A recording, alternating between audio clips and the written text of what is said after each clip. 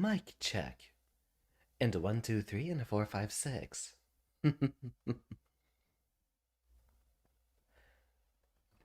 All lights are green. Salutations, class, and welcome back.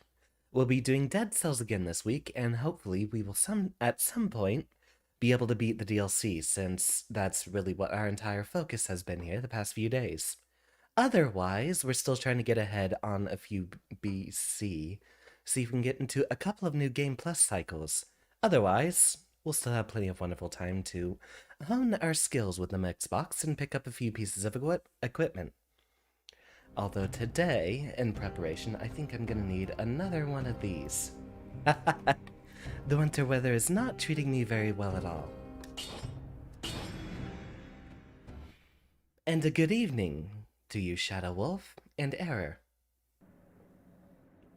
Aw, the whole reason I left it at the start screen was so that we could get that little opening cutscene.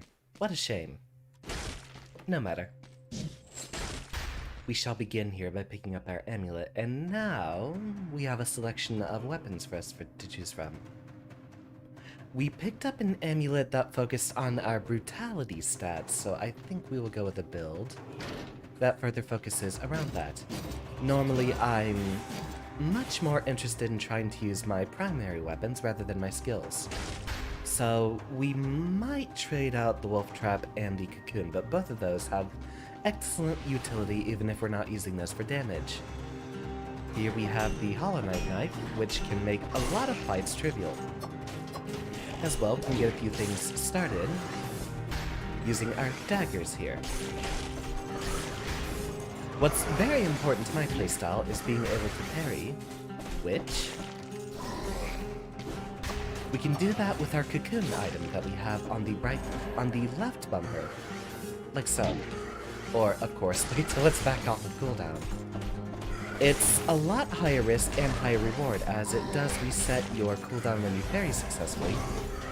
But if you miss, you have a whole 10 seconds before you can use it again.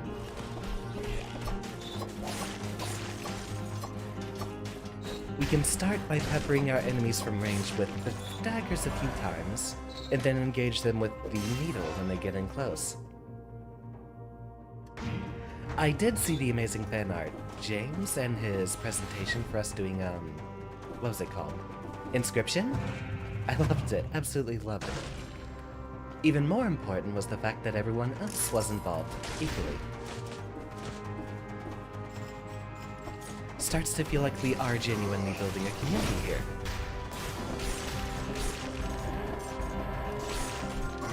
Oven Knights are a bit of a problem, so we usually try to deal with them last. Building up the bleed will let us probably be able to handle a lot of enemies a bit more passively, as opposed to having to dive in with a needle every single time. You know what? I would like to focus on trying to pick up some new equipment, so let's focus on that Hunter's Grenade. Does it still give us stats? Ah, not anymore. Used to be in one of the prior patches, since you were basically giving up an extra item, it would buff all of your stats slightly, like all the old legendary items used to do. Tonic is good, but while we do not have a shield, I'll keep the Cocoon for the parry utility. That way we can reflect a lot of projectiles for our long-distance fights. This route leads into the Arboretum. We have not yet cleared out all the environment here. And a warm welcome to you, Kayla. I don't think I've actually said that yet. Also included in the fan art.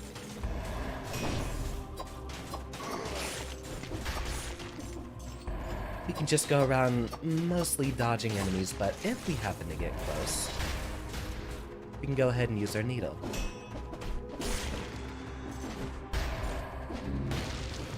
I feel like they nerfed it. You don't bounce nearly as highly as you used to. Although, I suppose that was necessary, as in the past, it could essentially make a lot of fights trivial, as most enemies don't have a way to hit you directly above their own head. As always, we build towards one stat until we are not given the opportunity to build brutality.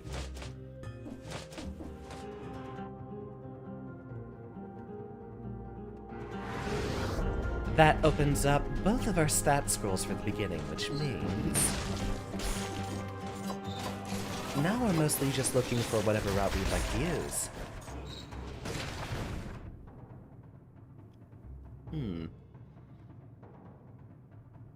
It's been a while since we've been to Promenade, so let's head there. That will probably give us the best opportunity to use our needles since it has a lot of open exterior space. We have a lot of hallways in the dilapidated Arboretum, and the toxic sewers themselves are entirely tunnels. Now, we do have a chance to pick up a new weapon. I think I'll wait on the Valmont Swift, but that is one of my absolute favorites.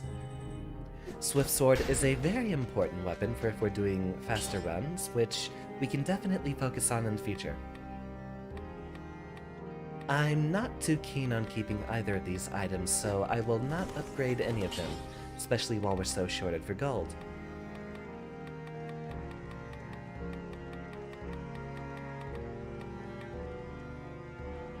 No Mercy is just generally always a good one to pick. While we're here, pop up Flask, restore our health, and we will continue.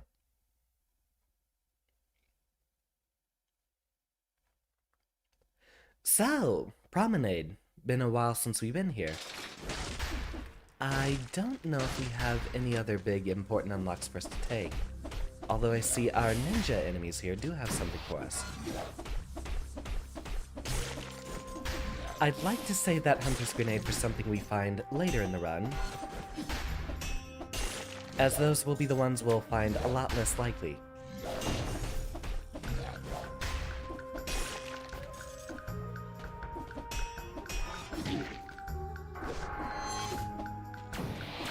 A shame we don't get to attack frequently enough to keep bouncing, it looks like. Okay, it just requires a little bit of a tight timing. I'm also playing this on a Mixbox, which is analogous to a keyboard of sorts. Means a lot of my muscle memory has gone down the drain from all the time I played this with a fight pad. Vorpan is a lot better than our nail. But we'll use that. It has the very, very simple and easy critical hit condition of your opponent needing to face you. Because of that, we can basically score a critical hit every time. Very few enemies will face away from you. Though right now, we need to get rid of that scarecrow. Which, funny enough, does not have a facing variable, apparently. Come on, I know you see me. Give him the old 1-2 with a parry.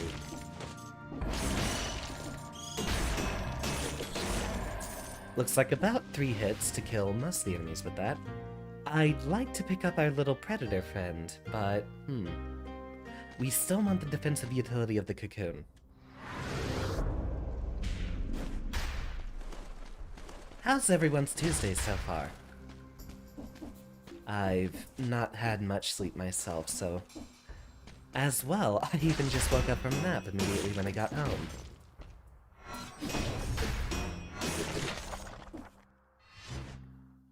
Now, in this case, when we're not given a scroll that can enhance brutality, we will go for whichever one raises our health.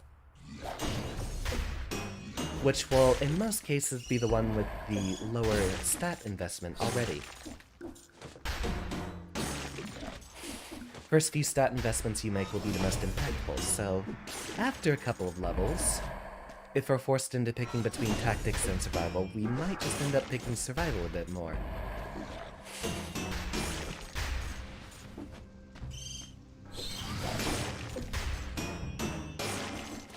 Perfect. Now, the important thing about the cocoon is it can actually parry both sides. King, welcome. Hope you'll enjoy the show. I've been playing this game for hundreds of hours and, well, I'd argue it's my absolute favorite, so any advice you'd like on the game, I'd be happy to provide.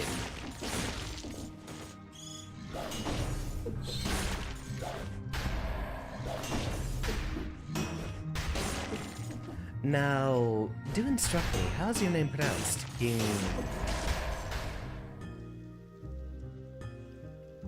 King Kai. Help me with this one.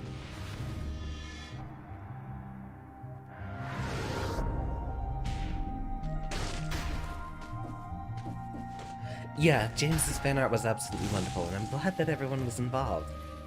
You with your incredibly overpowered stats.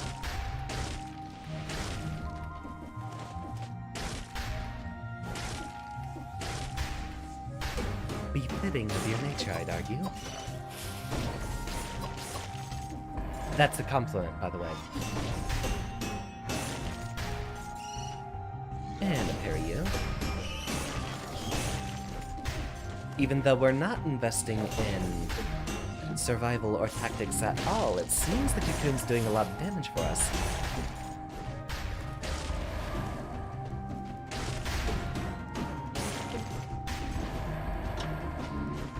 Get a roll on here, and...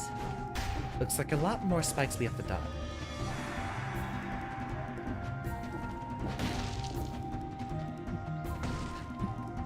It's more like another version of the same spelling that I still don't know how to say.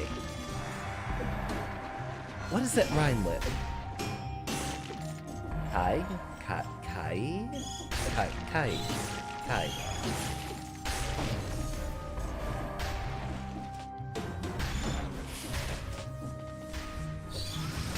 Although with a name like Kai, I'm getting Guilty Gear vibes, I must imagine.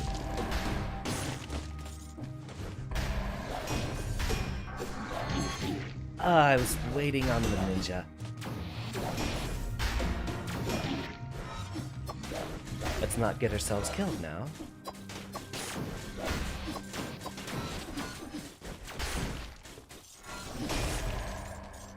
Since we know we're guaranteed another flask, we'll go ahead and pop that one.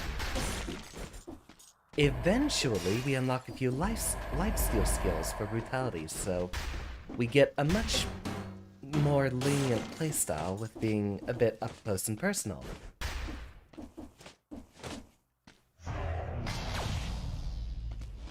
No, not either way is good, because I try to make the best effort to pronounce every single one of my classmates' names correctly. Or students, I would say. I'm not in the class, you are.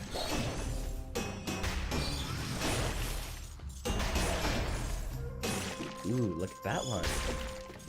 That's a nice parry. So, Kai. Is Kai correct?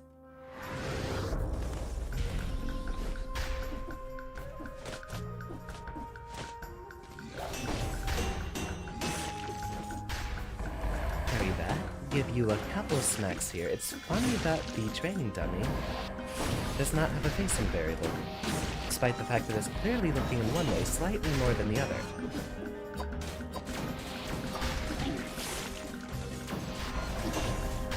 Now, I basically always play with a shield, so it's a little unusual having two offensive items.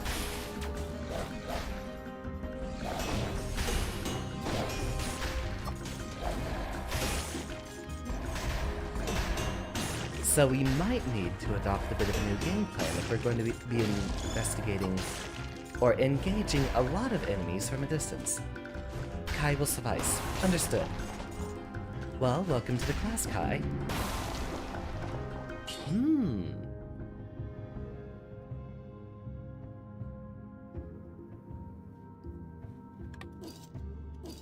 It might be less effective, but it's definitely more fun.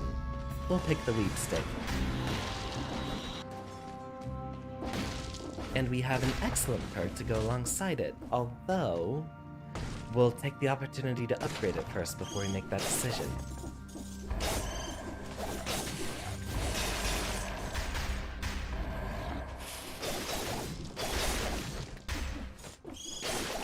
It also can definitely help with a lot of larger crowds, as, if I recall, its held attack uses a lot of iframes.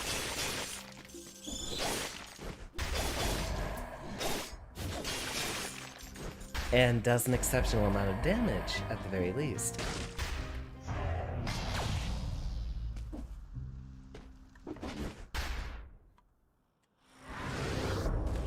So, King Kai here is another VTuber I have met. Just began streaming, and if I recall, you started out with Dead Cells. An excellent choice, if I must say.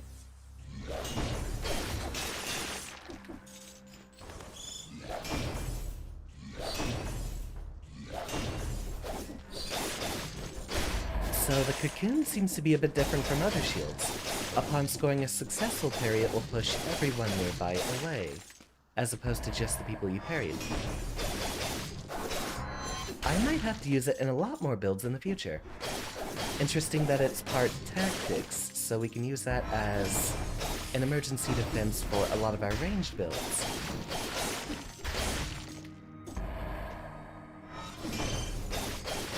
Although it's more for the utility, the actual stat scaling only applies to the damage that it gives on a successful parry.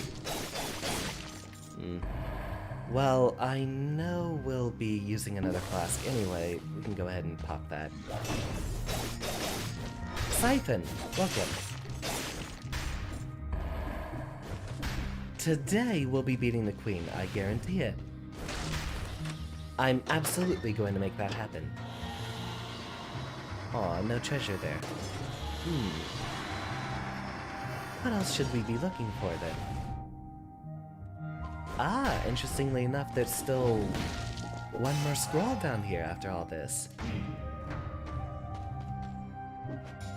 See if we get any extra HP from the lore room here. This same guy also shows up in the prison quarters, interestingly enough. And if there's something I know about this, it's that we could have waited a bit on that health potion, since that would have restored our health anyway.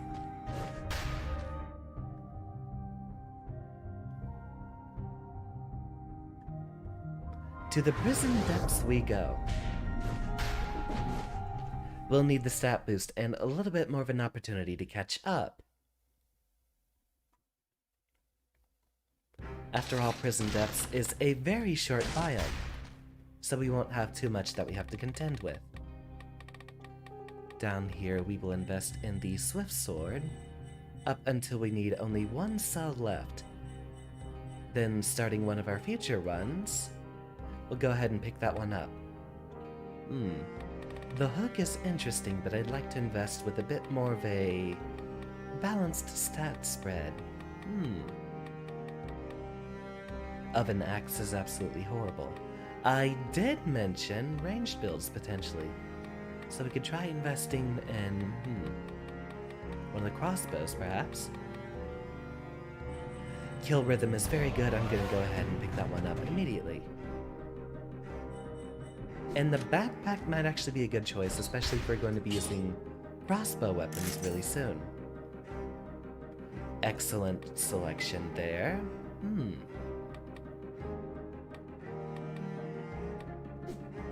We can focus on the bleeding knife a bit more soon. Predator here will help us for scoring chain kills with the katana. And with that katana, we have an excellent synergy. So, take another look here. Katana has a freeze nearby enemies for 1.8 seconds when they die, and bonus damage versus a frozen target. We'll be able to chain a lot of kills very easily so long as our enemies are in a group together. That's a very powerful sword. But unfortunately, we're already investing in our katana build here. Now, we're cursed, so we have to make a couple of careful kills without taking any damage ourselves. While we are cursed, we die instantly to any source of damage whatsoever. potion station is broken because we are on a higher difficulty. As you get further along in the game... Oh, look at that, that's beautiful. As you get further along the game gives you a lot less healing opportunity. We are currently on 2BC, which means we no longer get any full potion refills. Instead, we get a single use from every biome we defeat. Curse lifting. Come here.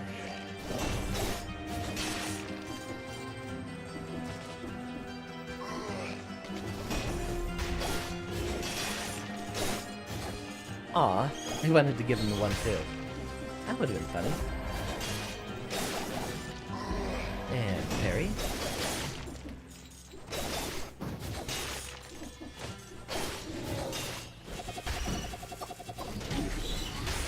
Another issue with the cocoon is it doesn't refresh its parry immediately.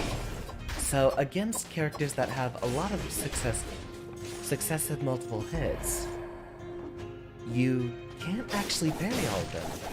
Might not work on all of our little stealthy guys with the daggers here. Oh, normally he's not allowed to leave the cliffs like that. Interesting.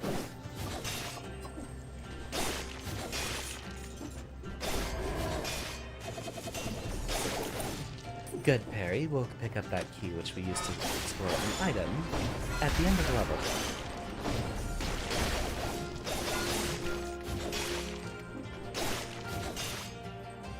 And parry. Give him a couple of chops afterwards. We will need to take a very big risk with using the charged attack on the katana, the one that causes us to pass through multiple enemies, as one of the things we have to watch out for is if it doesn't actually KO an enemy that we want it to.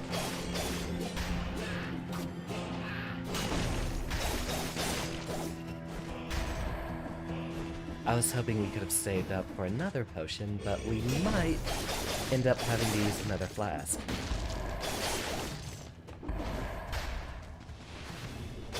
Hey buddy, over here. James, welcome. I didn't mean to pop that, I meant to use my dagger, but alright.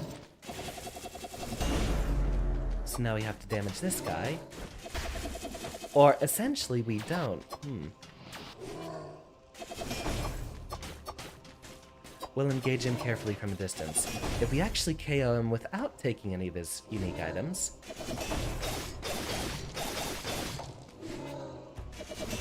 then we get our grenade back. Like so. Ah, another extermination opportunity, I see. The bots really seem to like us. Get out of here.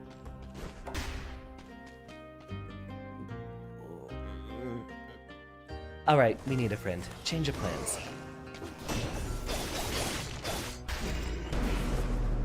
Pick that up. He should teleport after us. Okay, we'll have to damage him first, and then he'll start teleporting after us.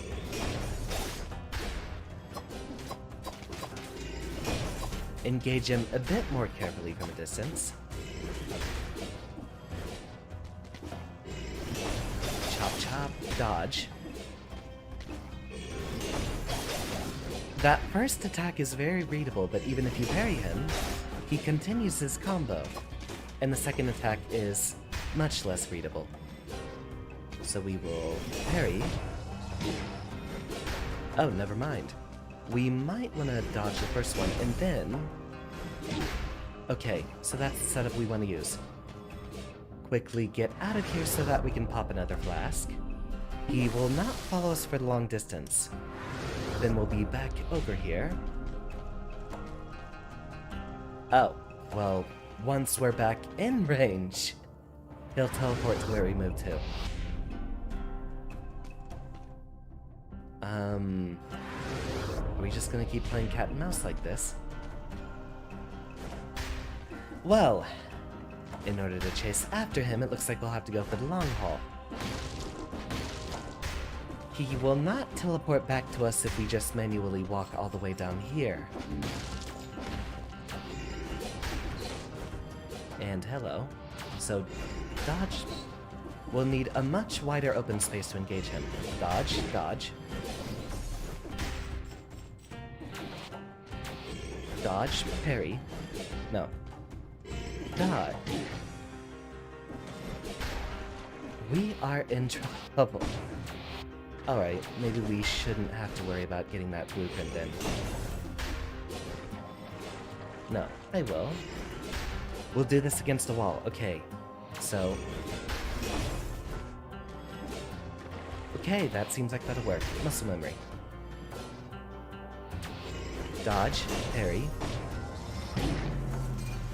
And just barely enough time. I wonder how we're supposed to score that if he's such a quick attacker then. Unfortunately, we don't have any sort of freezing implements except on a kill, so it doesn't look like we would have been able to do that quickly enough.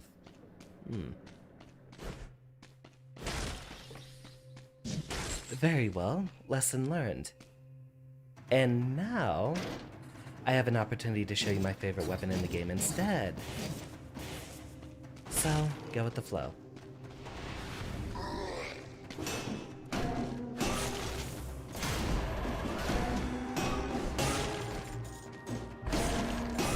We will still try to focus on the Hunter's Grenade. Since we have the Cudgel, we have a much easier way to set up someone to be stunned or finishing them off with the Hunter's Grenade.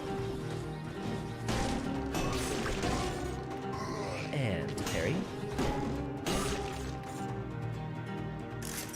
I'll bet we're not going to take any damage whatsoever, are we? So we'll go ahead and recycle that croissant. I thought I saw someone up here. Seems not.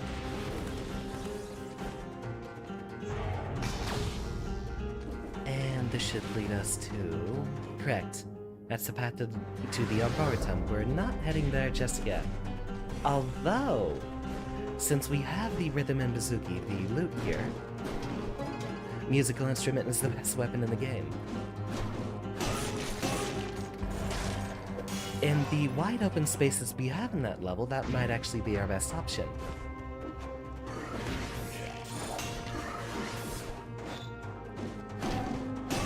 Three, four. And a 1, 2, 3. You'll see how much damage this weapon does, and you can kill most people with one or two hits. So long as you score the criticals off of it.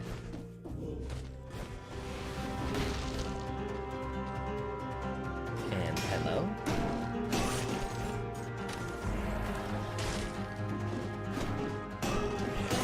Now, the important thing to note about survival weapons is a lot of them you can start a swing as you're falling down on top of your opponents. I can't demonstrate that here with all the Inquisitors firing at me, so we will parry all of their obnoxious bullets back to where they came from. See how I hit him with the second swing? So you can go ahead and start swinging this one on the way as you drop down from a platform. And then you'll have the much more powerful critical hits to deal as you land.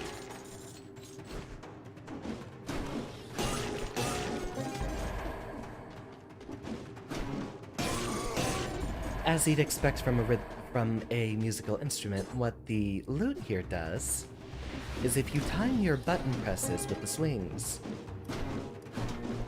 you get a red hit effect, which has a greater range and greater amount of damage.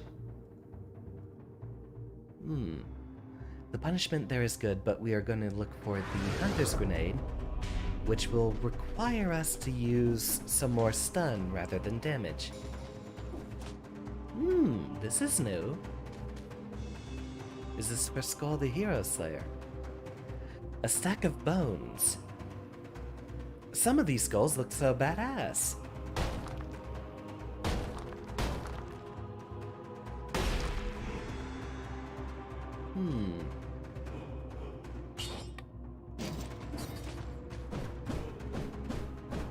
very cute, but we've unfortunately already invested into survival. So we'll have to be using green weapons from here on out rather than the red ones. It looks like the collaboration weapons are all brutality-based, aren't they? It's a little one-dimensional, isn't it?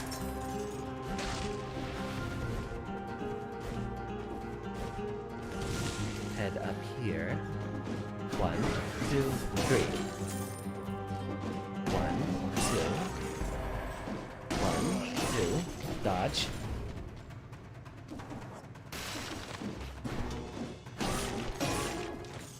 Oh, wow, it even hit from up there. So, you see how big the red effects are here? That giant red circle is actually the weapon's hitbox, so you get to attack everyone around you with very, very high damage. Personally, my favorite weapon in the game. You can probably hazard a guess that I usually spec into survival. The ice grenade will give us a lot more sort of crowd control, so in that case we are not going to be using the tonic instead. Let's head to the Arboretum. We could use a much more pleasant view this time. Up here. And up here. And up here.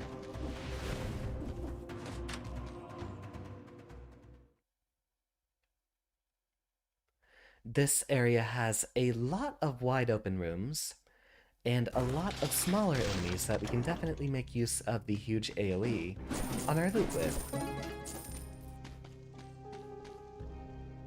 None of these items are good for us, so we will sell one of them.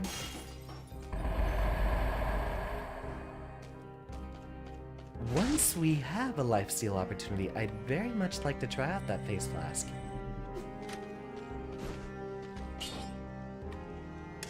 Absolutely have to upgrade that. Let's upgrade everything, since it seems like everything we start with is just overall a wonderful set. Now, what should we use?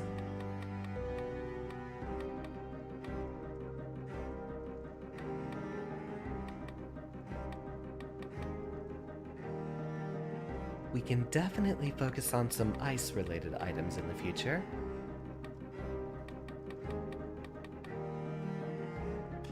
Let's go with Frostbite. We only have one skill that we're trying to recycle the cooldown on, so Heart of Ice is not immediately important. Instead, we'll focus on the little bit of extra ice DPS we can get after we hit something with a grenade. Soon enough, we might be able to get an item that has a freeze area effect on KO, which will also have more supplemental DPS. 3.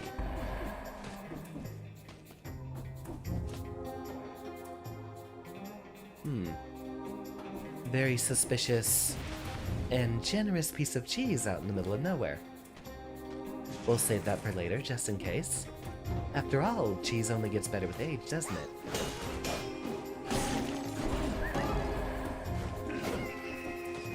Throw this here.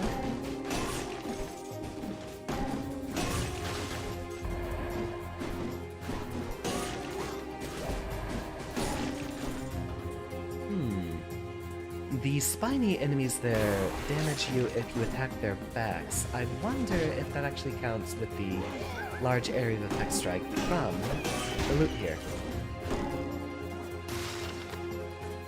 We can't deal with that guy without using the homunculus room, which I currently don't have bound, funny enough. 1, 2.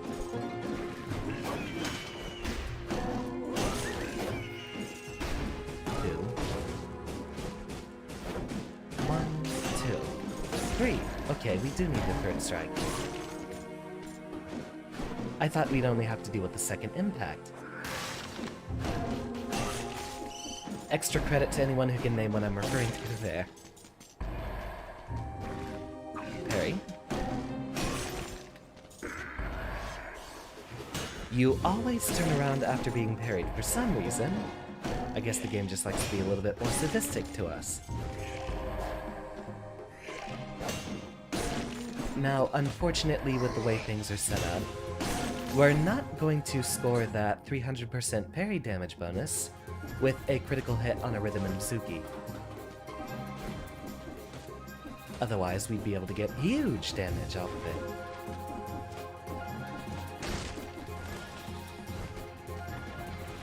it. And parry.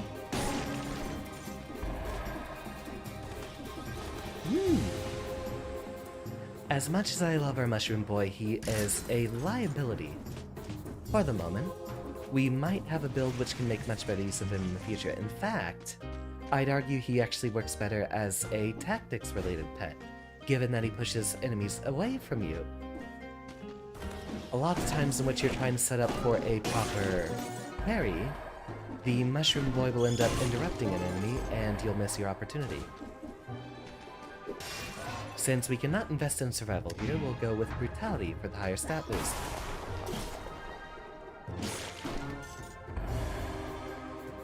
You saw that, right? He said yellow as he jumped down. Someone clip that. I'll need a record.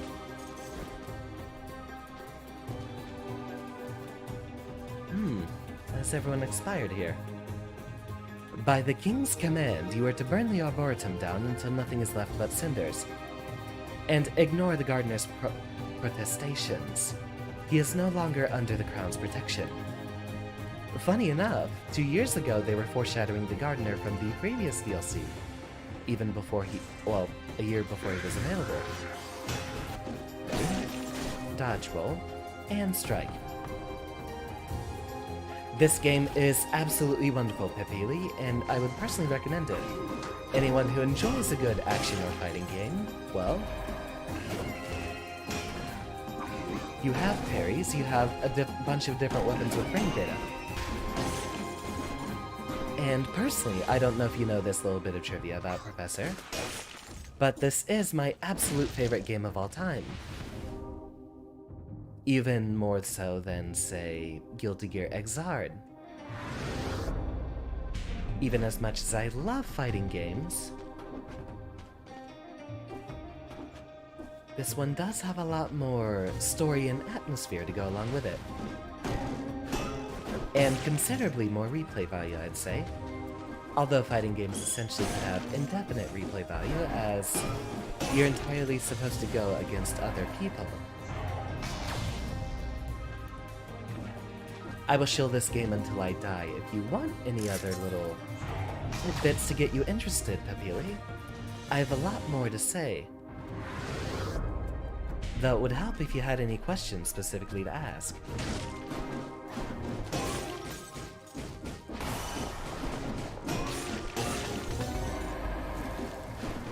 2, 3. Jump! We didn't have to deal with any of those mushroom guys on the other side, did we? Those are among my least favorite enemies in the game. Looks like we don't have very many blueprints to score in this level, so I guess that means we've gone here plenty of times. And 1, 2, 3.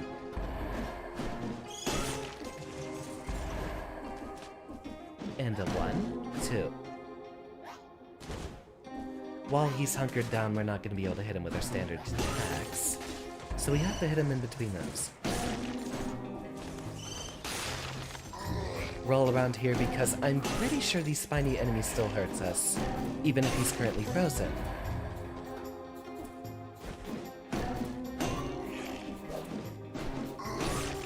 And 1. Ah, messed up my timing.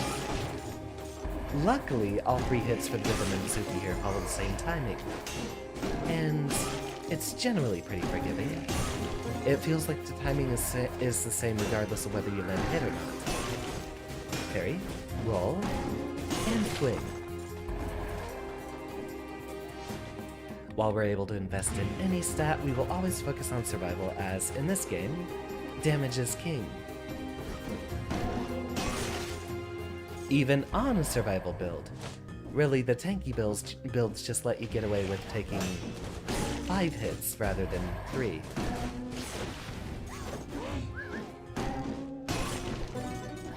That is 60 KOs without us taking damage, so we will unlock a better weapon in the next level. We can now play a bit more relaxed as we can afford to take a little bit of damage.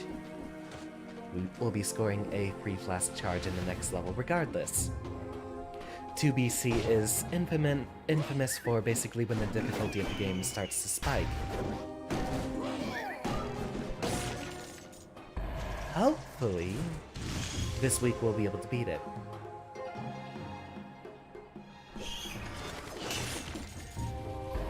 This game has 5 different New Game Plus cycles, which each basically change up the entire game.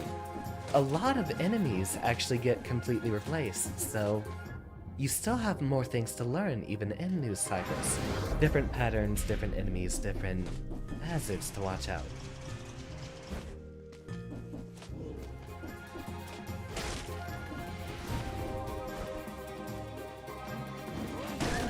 Ooh, legendary item, you say? Looks like flashing fans, not very useful. So we'll end up having to sell it.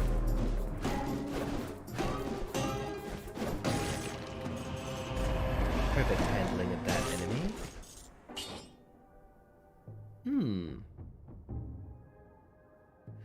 The routing we're taking basically doesn't run through any poisons, so we're not gonna need that other amulet.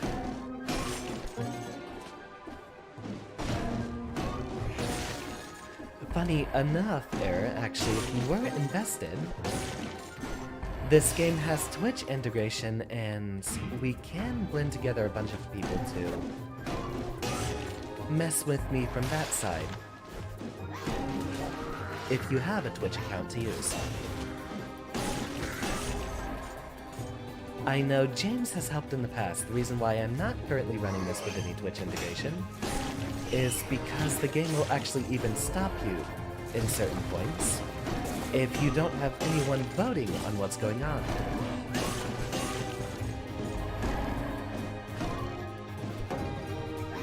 Can't deal with him right there, so we'll go over here, take a couple of swings,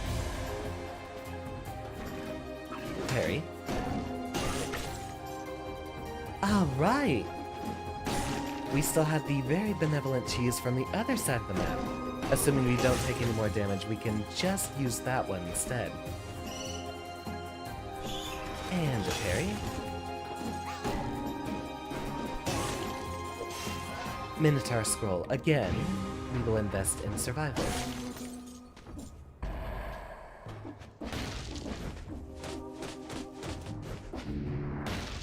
Now there's some movement for you. There's a wolf trap in that area below, but it doesn't look like there's any other special items for us to get. So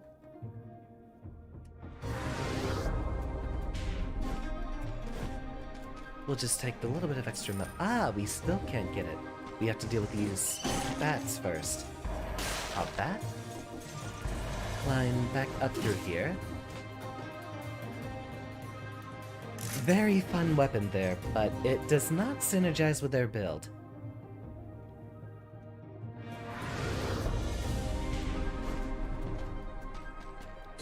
More exterminations must be made.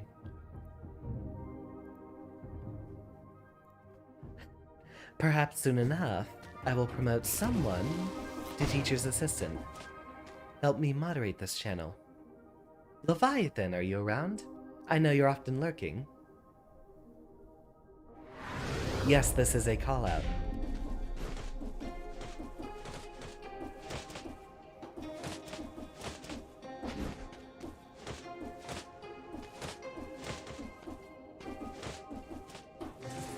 You have elevated permission, essentially, as you are a peer more than a student. Ooh. While we're still focusing on the Hunter's Grenade, though, we'll basically keep the same build. We'll probably invest in something in the next couple of levels.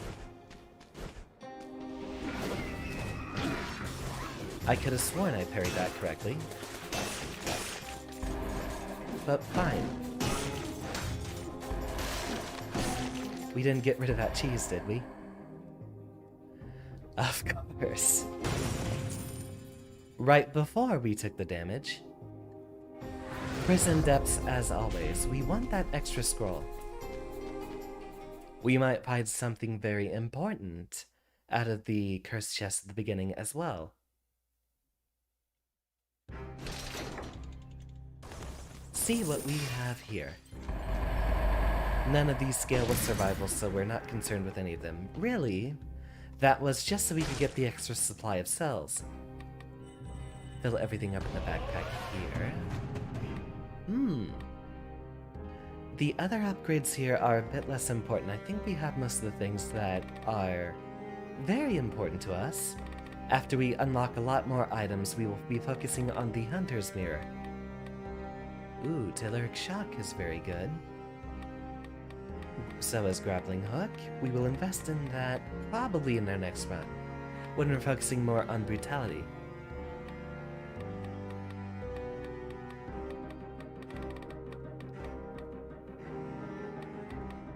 You know what?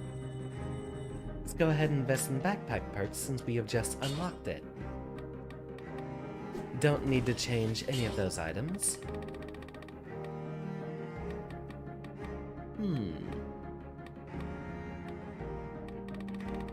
Interesting bit here. We can combine Frostbite and Melee, interestingly enough. Difference here is if we want a little bit of health or the gold. 3,000 gold is a very large sum, but I'll go ahead and take just a little bit of extra health difference.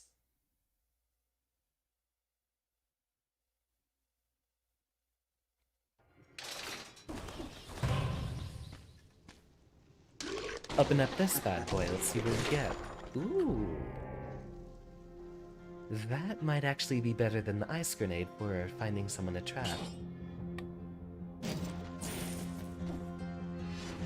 But I'll let you in on a little trick here. If you keep swapping these items back and forth, normally this door shuts directly behind you. But inching along, you can actually carry the item outside of the gate. Now the wolf trap is important because the rooting status effect prevents enemies from turning around. So, with a bit of proper timing, we can engage our enemies in a very one-sided battle. One, two, and a 1, 2, 3. We'll focus on using the Hunter's Grenade after we've dispelled the curse. Pop this down here so no one looks directly at me. And a 1, 2, 3. And everyone's gone. I forget what the slasher gives us. So, might as well find out while we're here early in the level. Oh. Or... Class Behold the Rhythm and Mizuki kills even the largest enemies in a single strike. And that's why it's so good. Looks like we don't have anything to unlock from the mechanical spider, interestingly enough. Alright. He is not surrounded by any other enemies currently. Pick that up. Dodge roll down here. We'll want a wider open space. And then roll out of here just for the emergency.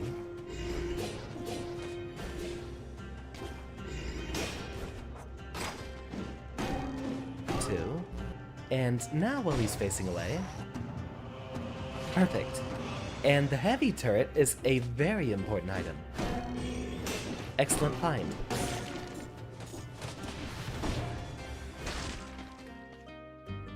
So now we have an equipment slot freed up. I'll go ahead and pick the Crusher here as it has a slow effect we get to combine with our skills. You'll see these enemies take a slight amount of damage while they're in the slow effect from the Crusher. I was hoping we could avoid damage there, but it looks like that's not possible. This is why I usually invest in shields so much, as Dodges are a little unreliable when it comes to trying to dodge, say, successive attacks. Well, hello there.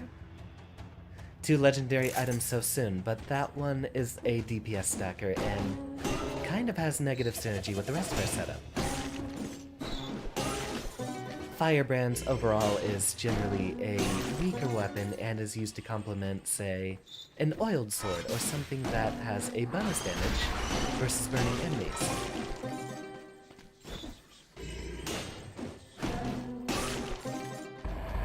We probably don't have to worry about the slashers, as our Cudgel shield has a very long stun time whenever we parry an enemy successfully. 1, 2, 3. Enough to get off 3 hits. Of course, that requires us to have a melee attack to parry. And unfortunately, we did not have a chance to get rid of that bat before it exploded on us. Hit him with the old 1-2 there. And gone. Right, I still see the bot in my chat, even though they've been banned. 1, 2, 3.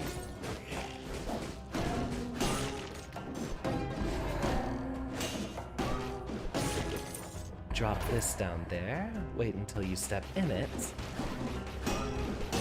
As those are among the most obnoxious enemies in the game, it would be best if we just didn't let them attack at all. Hit them from behind, as they cannot turn around while they're rooted. 1. Thought I saw a glowing rune over here, but no item hidden within the wall. Got it. 1, 2, 3. And perfect set of parries.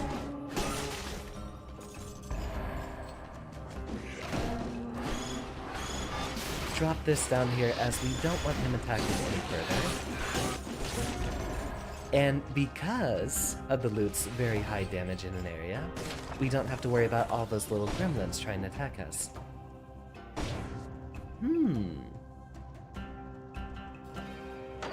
Spiked Shield is one of my favorites just because of how much damage it can do.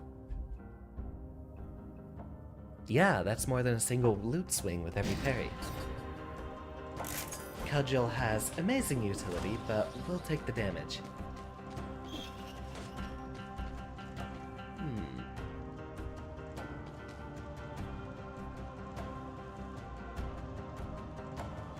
Would anyone have a preference where we head next?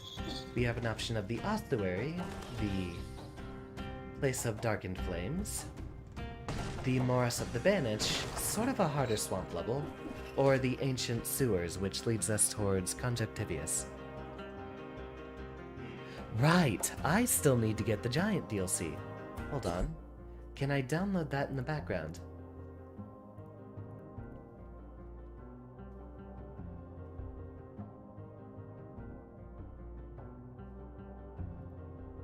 Rise of the Giant, and free download.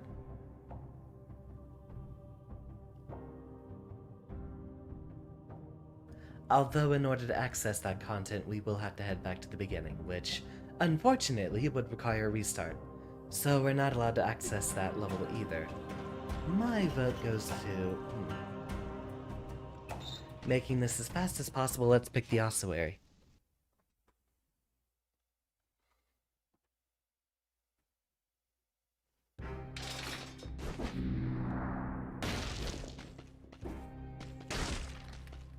If you're interested, for the next run, I can start up with Twitch integration. I don't know if you have a Twitch account, though. I don't think I've seen you over there for the, Noida Nights, which is tomorrow, by the way. Those of you who have not yet seen the schedule, we have Noida coming up tomorrow. For the first time in about 2 months, I believe. Freeze. Perfect.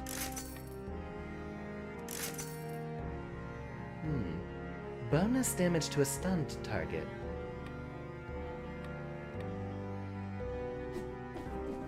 wonder how we can set that up.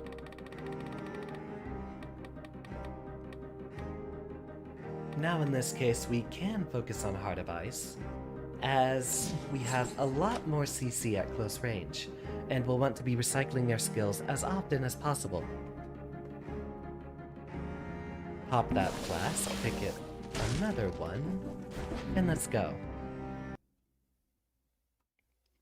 Did I give you a formal welcome yet, Siphon? I'm not sure that I have. If I have missed a formal welcome to anyone, please speak up in the chat.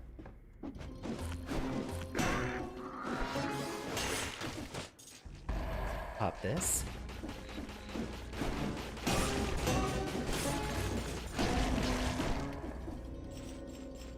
Pop this. Unfortunately,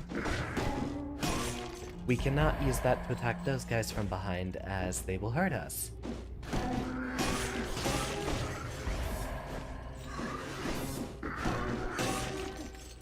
This is overall one of the easier levels in the game, so we shouldn't have too much to worry about.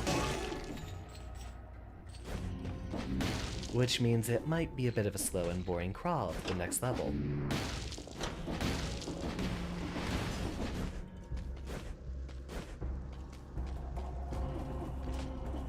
Hello there. And of course we attack right into his spikes. Wonderful. Simply wonderful.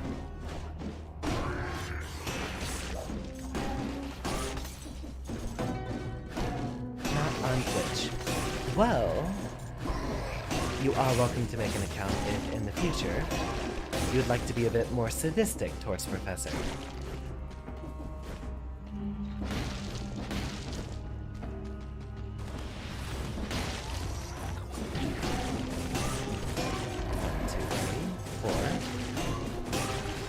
Six.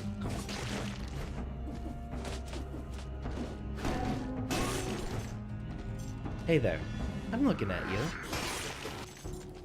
you. We might not have to worry about attacking the spiky enemies, as it looks like we'll just one-shot them with the spike shield regardless. So, excellent bit of news there. I'll take the help.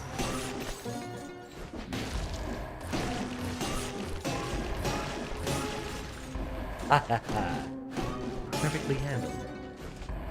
We're able to deal with a lot of large crowds extremely easily with this selection of weapons.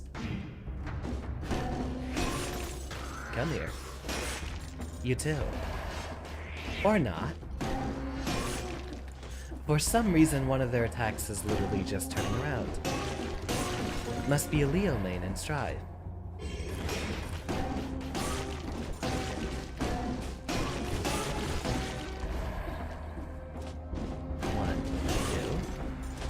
Still hits him even off the ground. Unfortunately, the spike shield does not have any damage advantage on projectiles, only for parrying melee hits.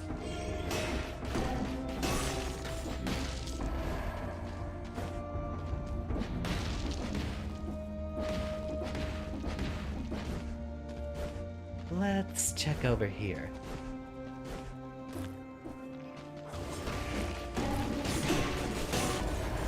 Powered through his attacks, so we didn't take too much damage there. Would have preferred we didn't, so now we have to start our kill streak all over again.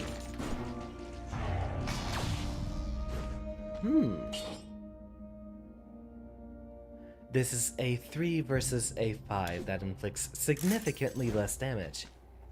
So we'll keep the crusher we already had, even if the other one had a rare effect of burning oil when destroyed.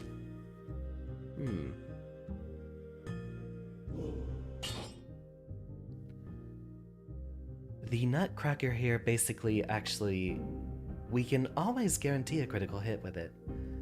While it has less attacking range, it is basically a level 1 weapon versus a level 5. So unfortunately we have to trade out my favorite weapon, and we'll pick out something else instead. The hammer, however, has excellent synergy with the rest of our set, and once we get to the boss, we'll always be able to do incredible damage with it.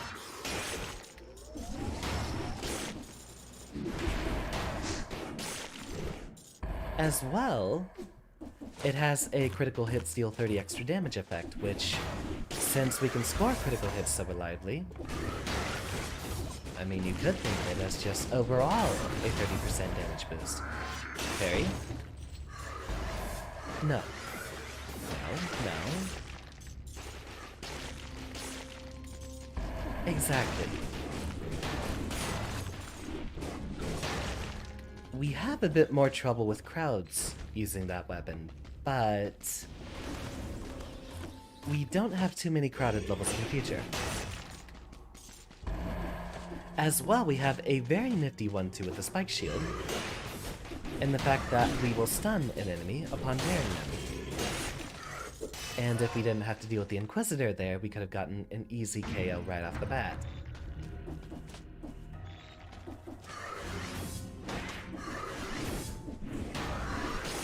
Parry. And a 1, 2.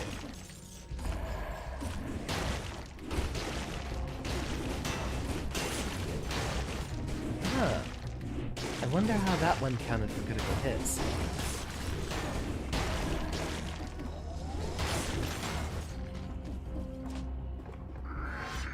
Parry. Looks like that's the end of the road there. It says we have a shop over here. Now, I doubt we'll find any better weapons, but let's take a look regardless. It might be a health store.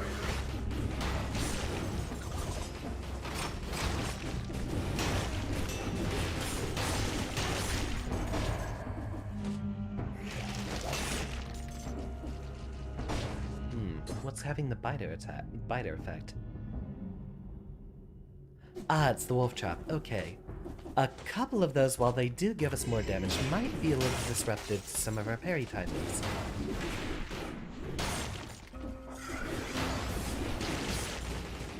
Come on. Land right into the earthquake, thank you.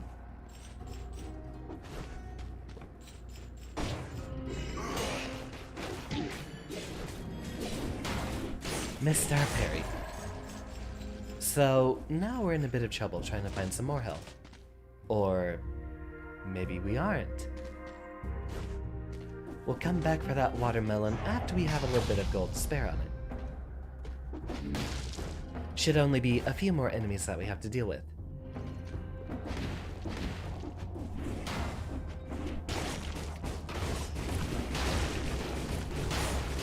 The Frostbite DPS will actually be able to handle all the smaller enemies there a lot easier.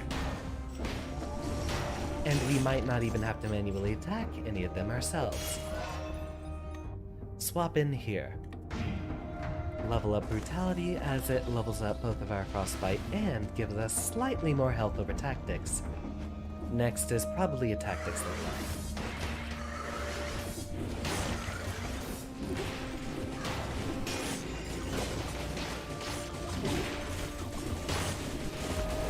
I was hoping we could have dodge rolled that.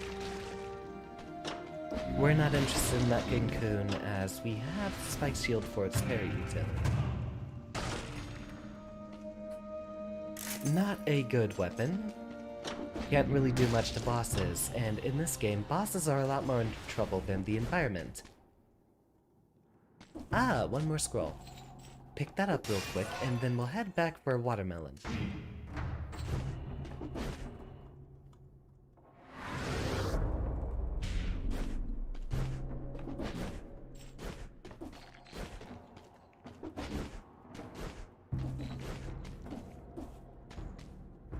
Walk in here, and unfortunately we have to manually navigate our way to the end. We don't have an easy teleport to the end here after we've cleared out this part of the level. Take a break. Professor also needs to hydrate.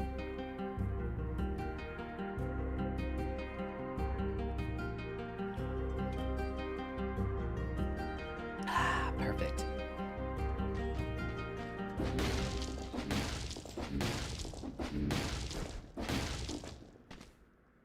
I'll never grow tired of orange juice. Anyone else have a particular favorite juice of theirs? orange being... Yeah, orange is basically always my choice.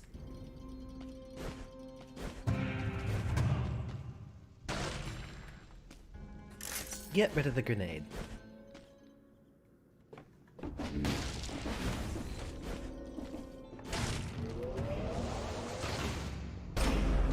We don't have to engage you with any fairness whatsoever.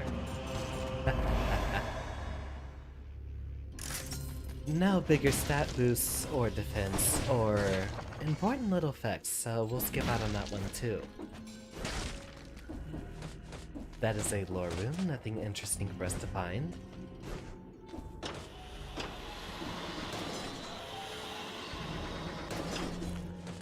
And 1, 2, 3. And that wasn't enough. Interesting. 1, 2.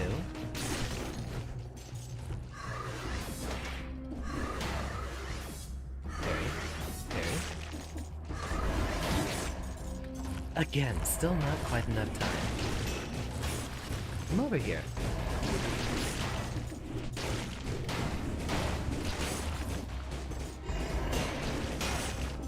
Huh. Now tell me how that one did the full damage we needed.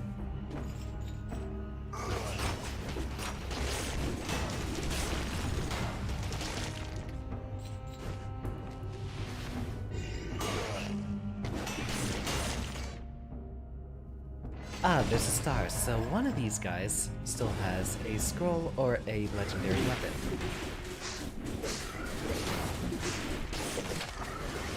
Scroll it is.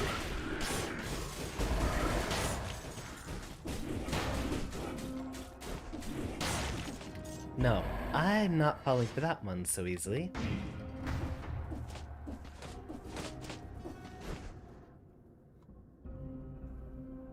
And there was a cursed chest over here the entire time, drat.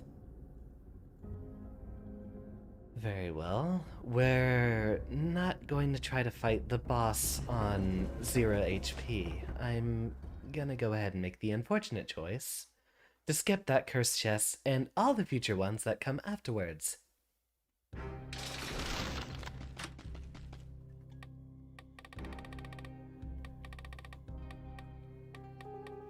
What do we want here?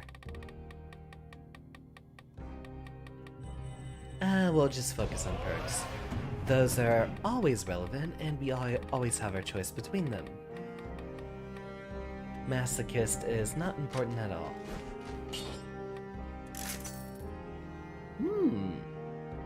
Bonus damage versus rooted targets, which we can combine with the wolf trap here. My cat is being a rascal. Hold on. I think he wants food. Let me go feed him. Take 5, everyone.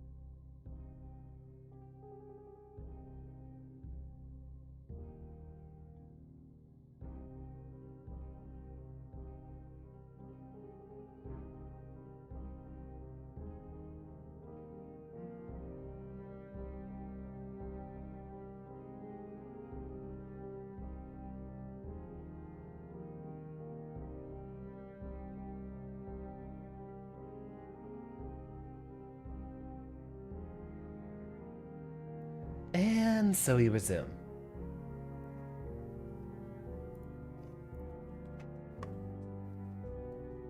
Scoot up, posture check. Make sure that chair is sitting still.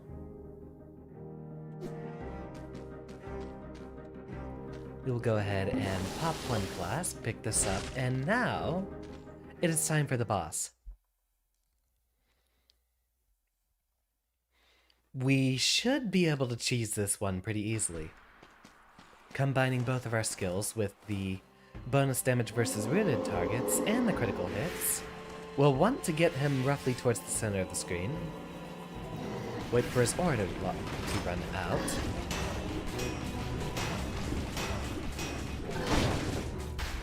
And there we go, halfway through already.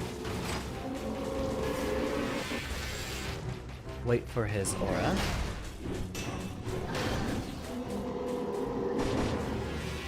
Then he'll leap. Or not. Wait till he comes roughly center stage again.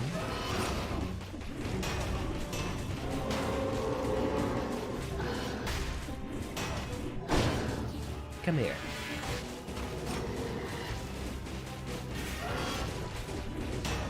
And perfect! So the combination of excessive DPS and Heart of Ice meant that we were basically always able to keep him stun locked. That wolf trap is inferior to the one we're currently using.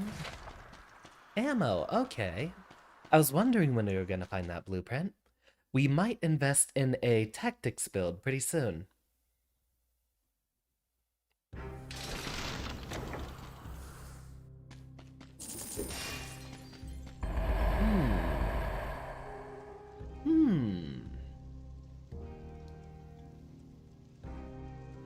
We don't really have a way to synergize with this, do we? It gives us passive damage resistance, but we have too much good synergy from the Crusher and the Wolf Trap instead.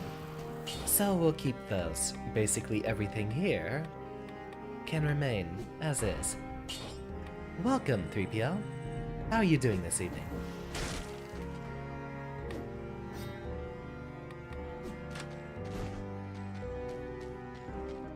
And since we perfected that, we get to get rid of that flask. There was one more blueprint, very important to us, that I remember being in the Stilt Village. So let's go through here, especially since this is one of my overall less explored biomes. Could use the practice.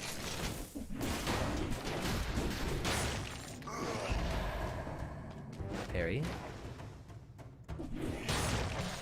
Parry. Parry. Parry.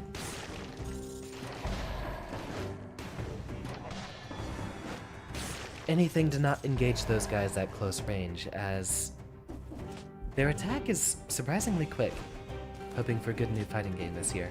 I have my hopes up for King of Fighters 15.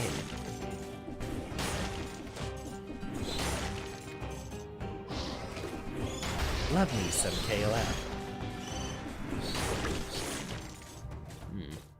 We've got lots of enemies basically everywhere, so it's a little difficult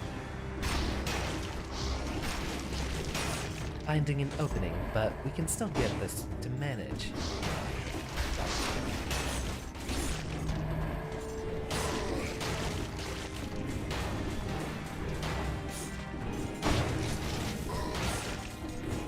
Interesting that the crossbow guys are here. Thank you for your attendance, King Kai. Hopefully I have taught you something wonderful. And whenever you are streaming Dead Cells next, I'd like to try to attend. Assuming I am not streaming at the exact same time. Okay, they turn around between each swing. That's a bit of news to me.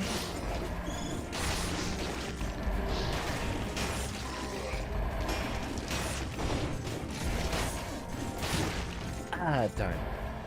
And block. Interesting synergy with the toxic clouds there. I am feeling somewhat better, having a bit of an easier time breathing. Especially after, well, blowing my nose during that break, I guess I don't need this anymore, do I? Get that off my screen. Professor is currently the absolute picture of health.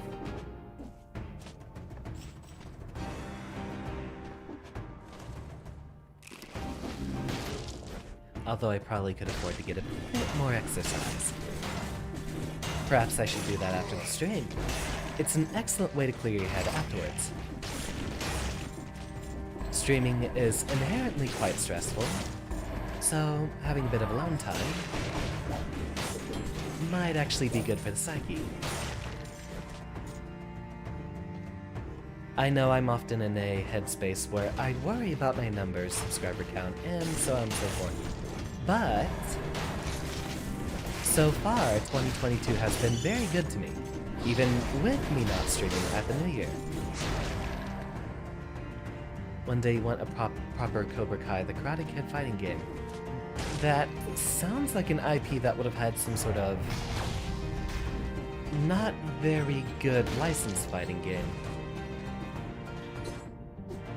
Elaborate. Do we have any actual history of Karate Kid sort of fighting games? I'm getting a sort of Shaq Fu vibe in my head. Ah, we missed a spot. Take care of him.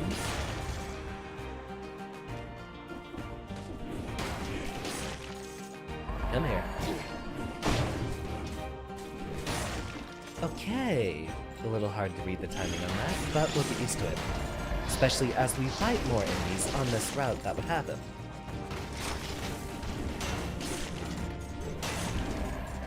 Look at that, almost 10k damage. And we're only mid-game. Parry this. Set up. And goodbye. Interesting selection here. We are not running a tanking build so much as we are running a freezing build, so we will not be using that tonic.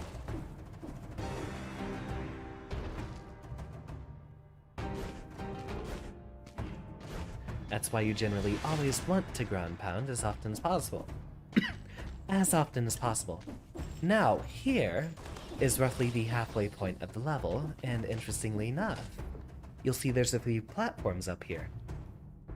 This, normally you'd have to have the spider room to get across. So, since that is in our repertoire, we skip this center door, and thus we get to keep that bonus key, which I think we require to get that knockback shield.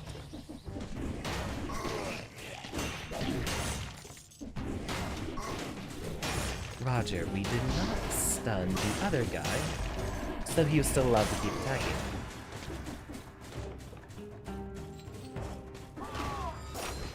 You've fallen for my trap. All according to plan.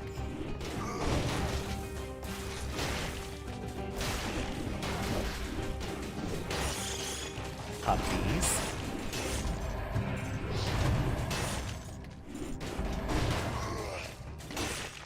Perfect.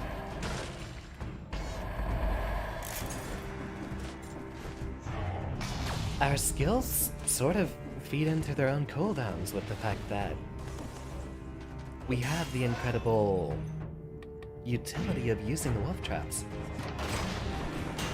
And because of that, you'll see my cooldown goes down by 2 seconds with every strike I land on someone who's been trapped by it. A new outfit. I feel like that's a new part of the DLC. I don't remember there being a fisherman's outfit before.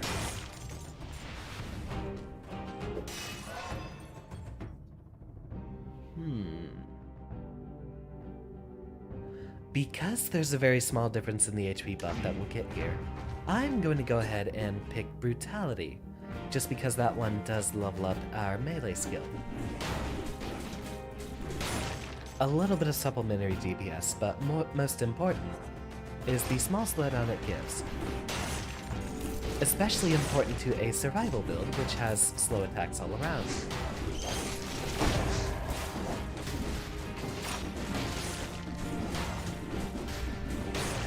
Wolf Trap also deals with a lot of teleporting enemies with ease. as we can lure them into teleporting directly into it. Second village key, I think we actually need to get into the last tower.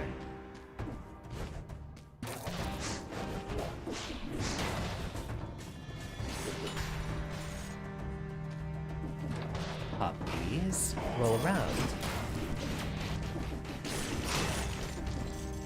And once he gets stuck in the trap, things are basically over for him. When will you get an option to head back to the professor? You know, I have considered implementing a lot more redeems. What I'd like to see is if they have any sort of option for YouTube. I know there's a lot of apps that have Twitch integration for that. But seeing as how I have a generally larger audience on YouTube, I'd like to see if that could happen. Although, I guess that's very easy to set up. You know what? I'll take the time this weekend, if I'm not streaming, see if I can get that set up. There's a lot more bits of utility I need to add onto here.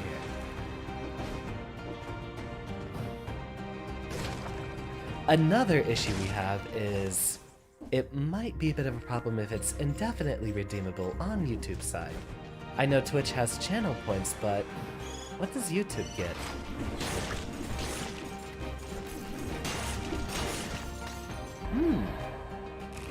Delicious eyeballs.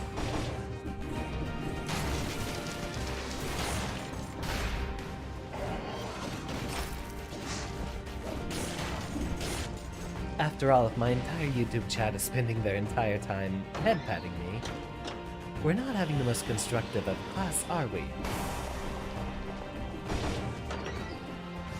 There's our parry shield. Right, that's the parry shield, not the knockback shield. That one is basically the counterpart to the spike shield, as that one has better defensive utility versus projectiles, instead of melee attacks. Clock Tower or Sepulcher? I don't think we have much of a difference to worry about just yet, so Clock Tower it is.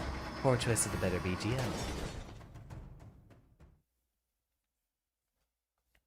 Sadly, we have a much higher barrier of entry to getting YouTube memberships set up.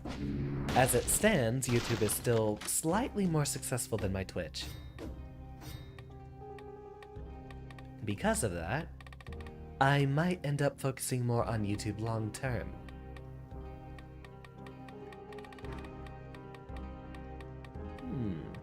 Scythe Claw would be very interesting.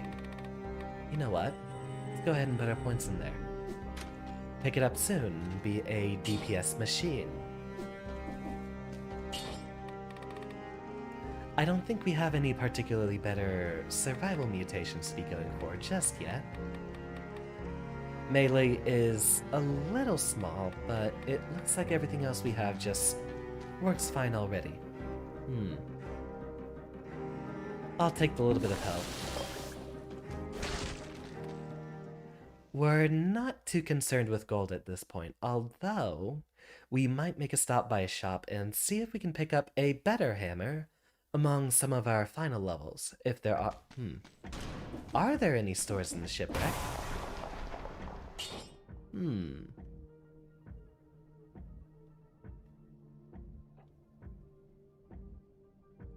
Not nearly the damage. And the little bit of gold we'll get is... not gonna make a bit of a difference in the long run. What an interesting choice for a shield. Parrying gives you money.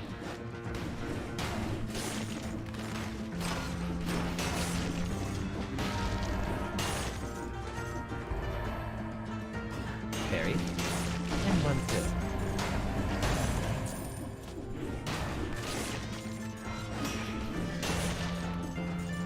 Bombardiers we will generally always want to get rid of as soon as possible. Interesting that there's the undead archers. I've actually played so much of the higher difficulties on my offline profile that I've generally forgotten that those enemies exist. They are completely obsoleted by a number of other enemies as you get further along.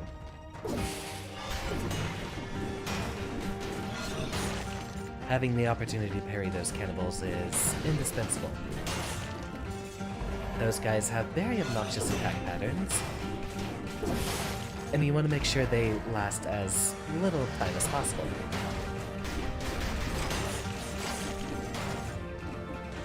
Perfect setup with those traps. And with the small cooldown reduction we get, that's all the more damage for us. That is a lore room. We are not interested in that door.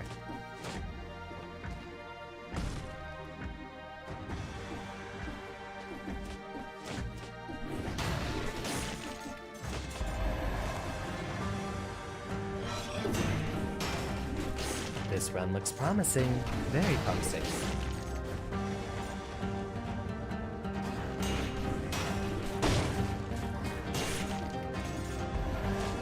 Especially with all the parrying we'll be doing once we get to the later bosses.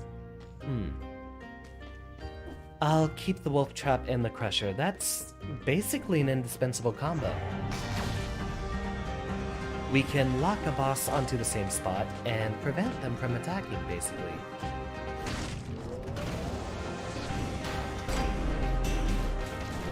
Prevent that guy from being able to play the game. And Topaz Amulet is an interesting idea.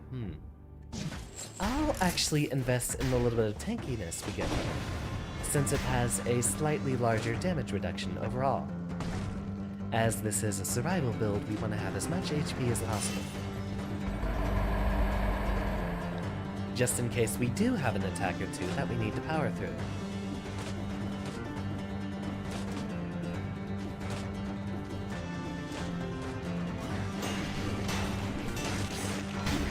And of course we missed that.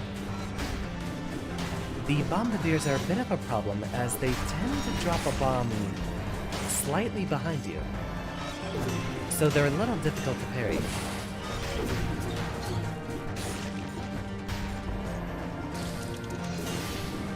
Gotcha. Usually you want to make a slight hop before you parry them. Since they fire in an arc and usually try to drop a bomb directly on you, if you jump it gives you a slightly better window to parry them.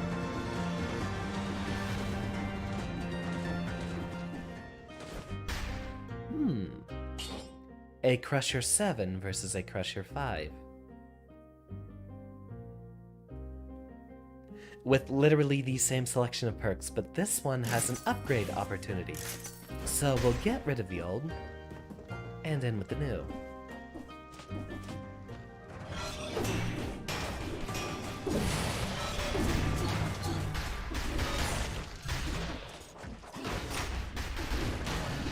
Take care of you over here while we don't have to deal with the Oven Knight. Parry. Parry.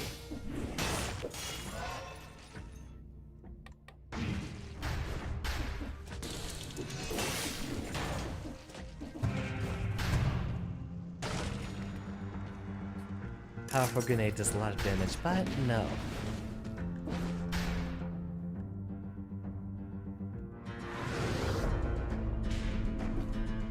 I don't know if you've been here for the past couple of Dead Cells streams through 3DO, but funny enough, my Nintendo Switch controller actually broke on stream.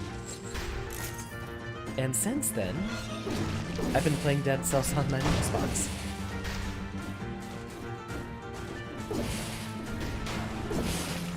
A bit less useful for when I'm under pressure, but it does help me acquire the muscle memory for this thing, especially if I'm going to be doing all my fighting games in the future with it.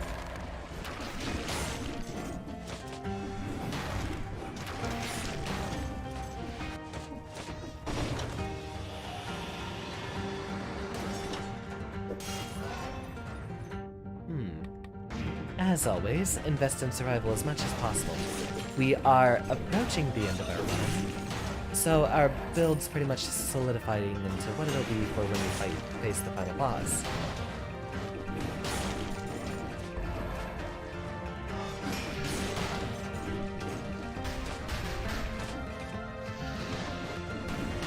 Parry that and get in a couple of good swings. 1, 2...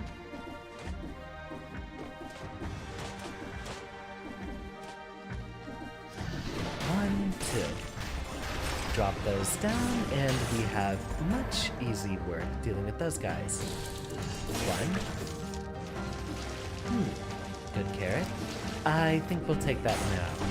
We're approaching the end of the level anyway.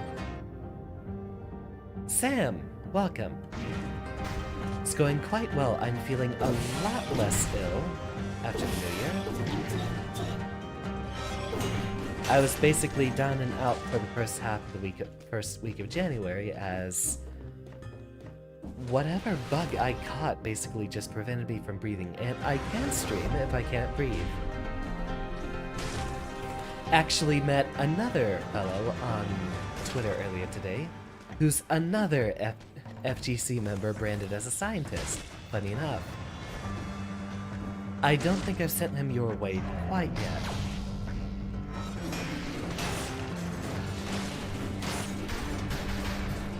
And, oh, we parried the bomb. How have you been, Sam? How's the podcast going? I recall you having a podcast correctly, right? I've actually considered asking about showing up on there one of these days, as a potential collaboration opportunity. Stop talking while I'm fighting. Also, my controller broke on stream while I was playing this game, so now I am permanently a Mixbox player for Dead Cells, even though this game is set up much better for using a gamepad.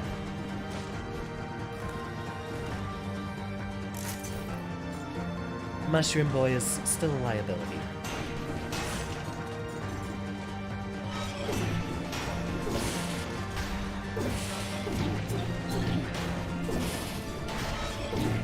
It helps me set the muscle memory for it a lot better.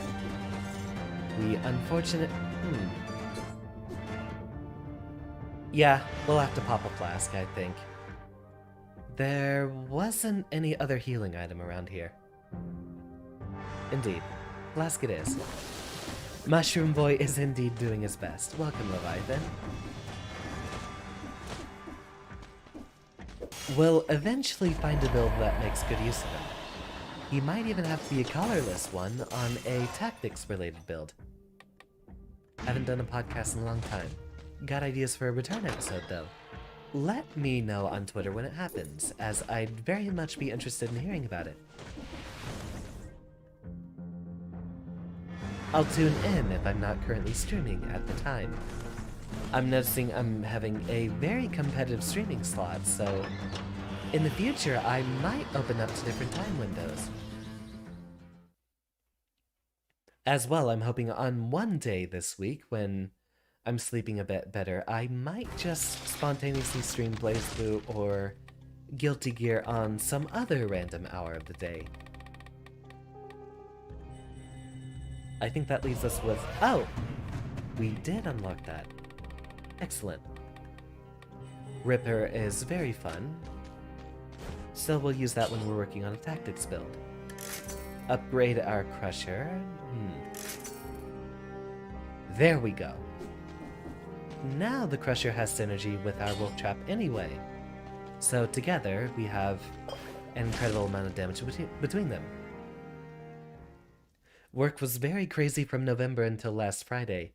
Do you work a retail position? That's usually where I know people are crazy during that period of time. Me, though, I have an office job, so my work actually slows down around this time.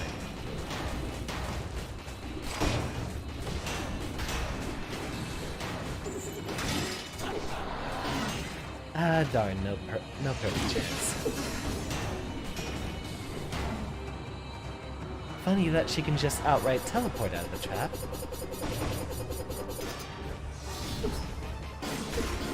Guess she doesn't have to play our game.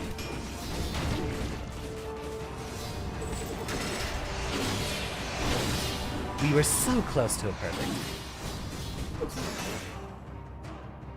But Spike Shield saves the day.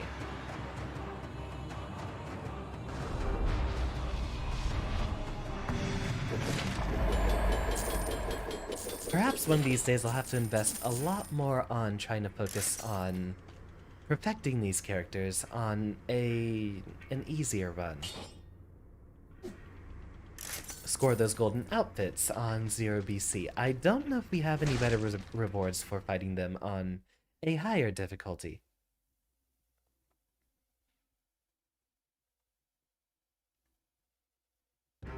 Funny enough, Sam, I actually saw your name in the comments of, the comment section of Brian F's most recent video about emergent gameplay, I believe. Small world. Funny how easily you can find each other again. Like how one of the other VTubers in the FGC, Zeros, I actually found him first on the Strive ladder before I ended up finding him in the VFGC. And since then, we've actually sparred in a number of different games. Much smaller world than you think, just as long as you look for the right things.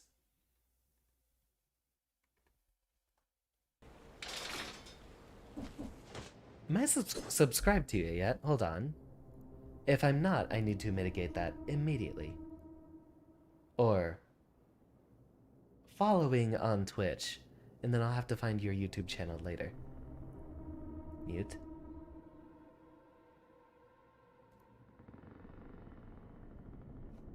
Ah!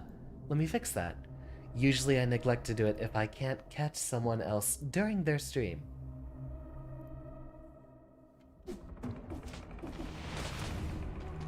I'm generally more YouTube focused, so usually I try to follow people on YouTube, even though just about everyone else in the VFGC is focusing more on Twitch. In fact, I can't immediately think of anyone else who would be on the VTuber side of things that's actually bigger on YouTube than on Twitch. Well, in the VTuber FGC.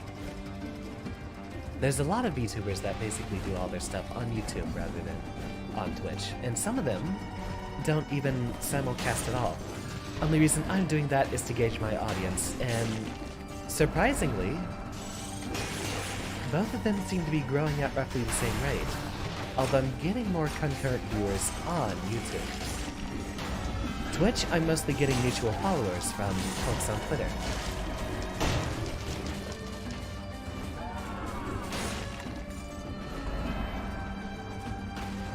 Wrong direction.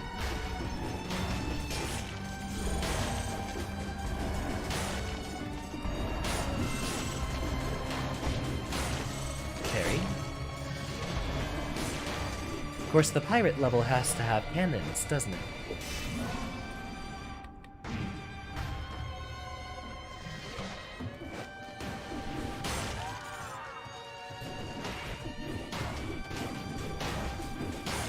Very interesting parry mechanics with that guy. I guess we can't use that to get damage on them, can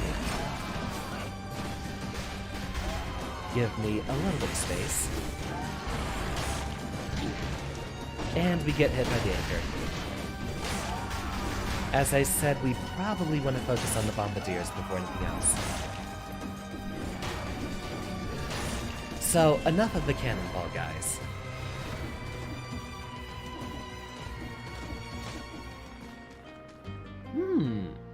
A Crusher 8 this time. This is essentially the last level that we will have time to buy. We have a lot of gold for rerolls, but that's only a marginal damage boost. Sub to my YouTube. Actually prefer the functionality of YouTube streaming yourself. Interesting. I can't remember, are there any actual creature comforts that it has that Twitch doesn't? Although I prefer the environment on YouTube a lot more.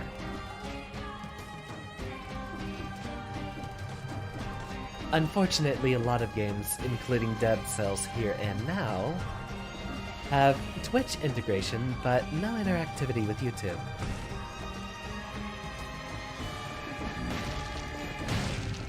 Let's see what we have in here. Hopefully another wolf trap. Sorry, Mushroom Boy.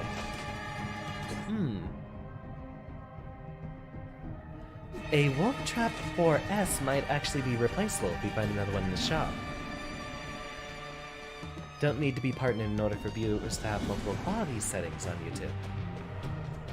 That's very interesting. I did hear one of my viewers say that basically they always have it locked into a certain video quality when they're watching me here. Come on, get trapped. Well, preferably while I'm there and can take advantage of it. There we go. Not quite the results I wanted. But we're nearing the end, and we still have a full flask, so we don't have to worry too much about the damage we're taking. We'll have a free one in the next level.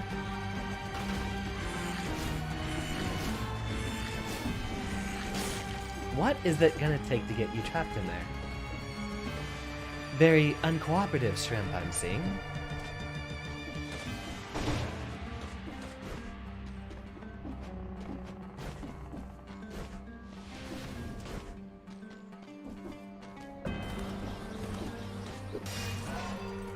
And again,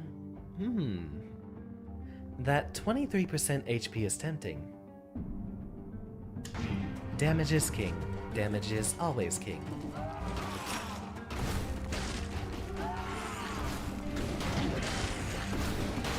He said as he immediately took a significant amount of damage. I saw you all the way over here.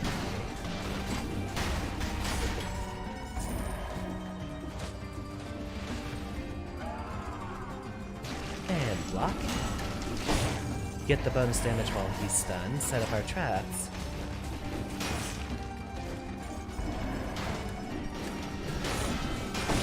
Get out of there.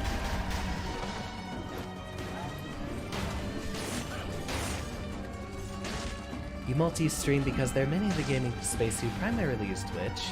Most of the streamers you've met have been on Twitch. Same here. As I said, it feels like I'm the only guy doing most of my FGC stuff on YouTube. Well, I suppose you'd be simul-streaming too, then.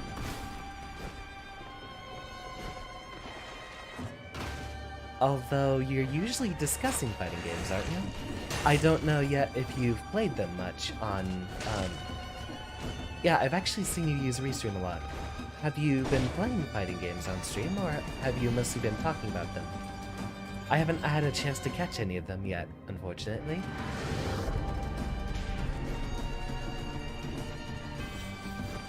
Eventually, I'll be making a switch over to whichever one explodes first, which will probably still be YouTube.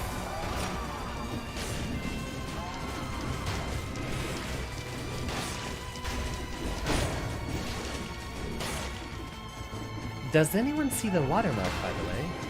Allegedly, Restream applies a watermark whenever it transfers stream somewhere else, but in a number of my videos, I've never actually seen it.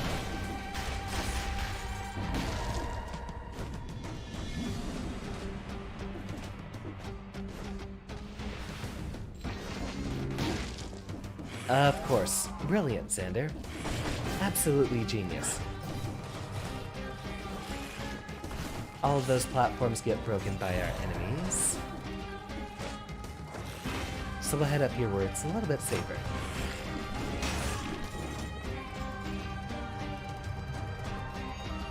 You've never seen a watermark either. Well, that's wonderful news. I actually haven't really gone back and watched my own streams. So there's a number of cases in which it just adds a blurb onto the stream info. Not bad. Not bad at all. Cross blast. Yeah, that's fine.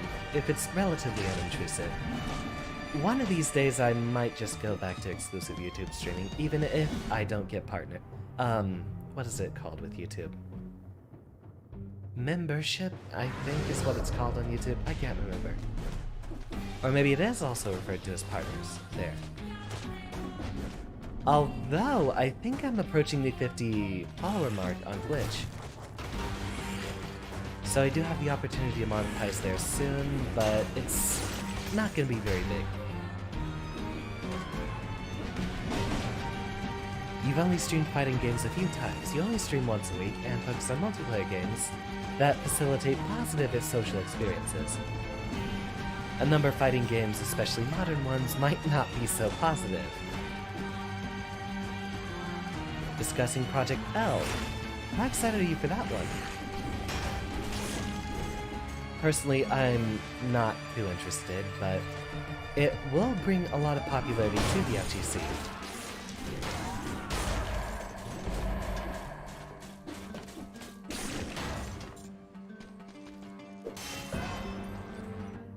Anything to get more people playing fighting games, which is another reason I've been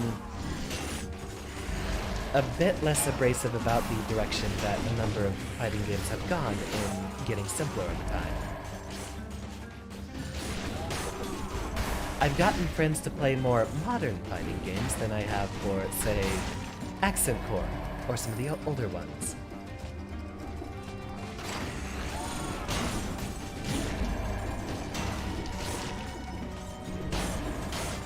Let's just get through this level.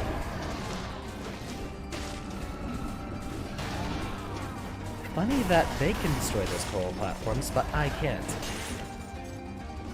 Go-to is still Virtua Fighter. People were talking about how the netcode on that one doesn't work very well, if I remember. Didn't it just come to Steam? Or have... yeah.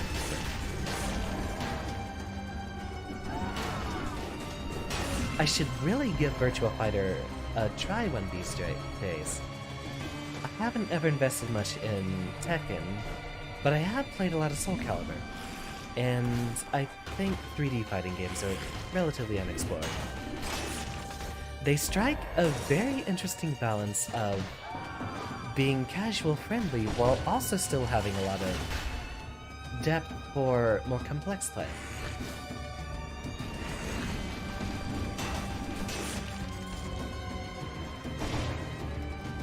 Netcode is still hit or miss.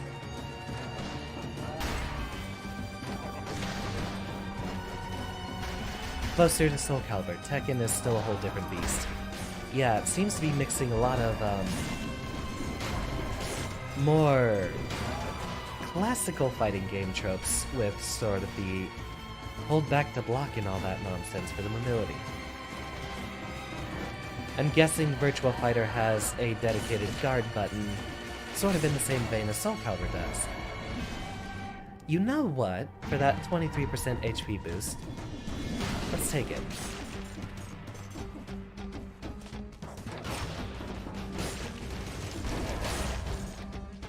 It's nice to see the pirate enemies again. Normally they were exclusive to the Stilt Village, if I remember correctly.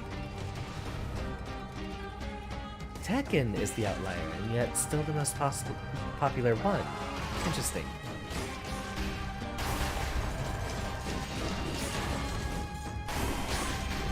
Hello, Wave of Denial.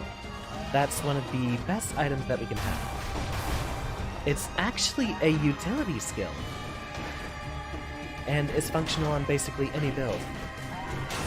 It's actually one of the best weapons against the Bombardier that we got it from. Wave of Denial pushes back any nearby enemies and also will reflect any projectiles that it comes across. Or I think it might only work on bombs. I believe there should be a shrimp above us. Most popular because 2D fighting games are more popular, of course. There's a shop up there.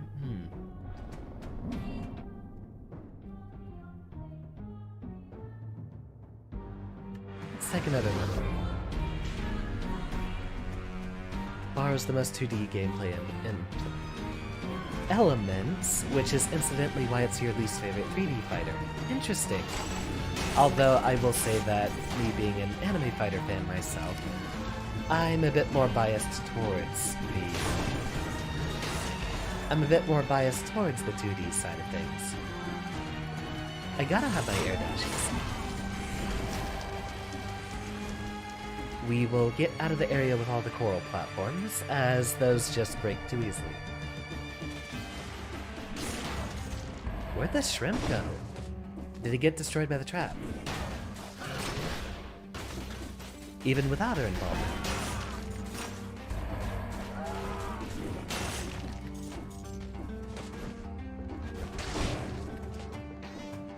Guilty Gear is still my game of choice. I think Xrd is still my favorite, although I've been playing a lot more Accent Core lately. Grew up solely on 3D Fighters and Smash from 99 to 2012. Your preferences were shaped accordingly. Smash, I guess, was technically my first as well. And funny enough, the first real fighting game that I actually picked up and seriously tried to learn was Soul Calibur 4. Casual friendly and a lot more presentable to a very young, very tiny Xander. Where is that other shop? Right here. Although over time, I eventually fell in love more with the, right, we can't re-roll, so really the only thing we're setting up for is a potential better roll in the Crusher, but we already have the bonus damage on rooted targets. Let's go for it. We can roll for rooted damage bonus pretty easily. We also might find something else which can buff us a bit more. Soul Calibur 2 is definitely one of the best fighting games that have ever happened. Indeed. I've never played 3, funny enough.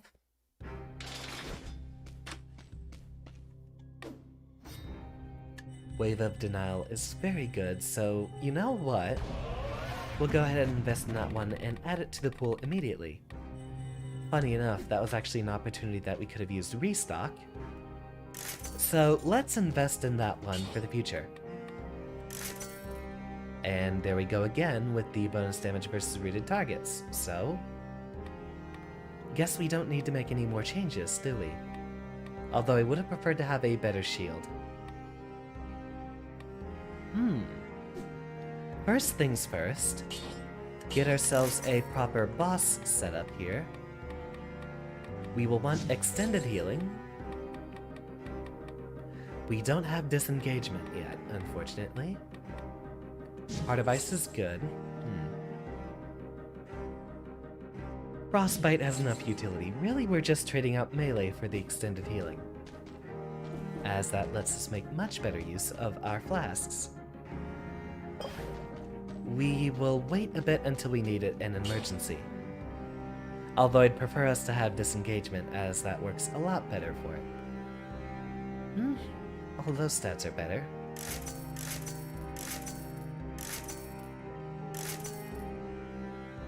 And nothing better there.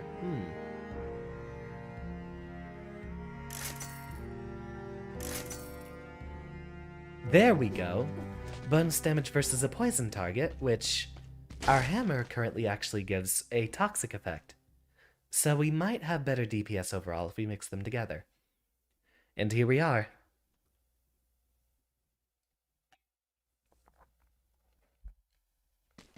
Semi-final bossing route. Let's make this work.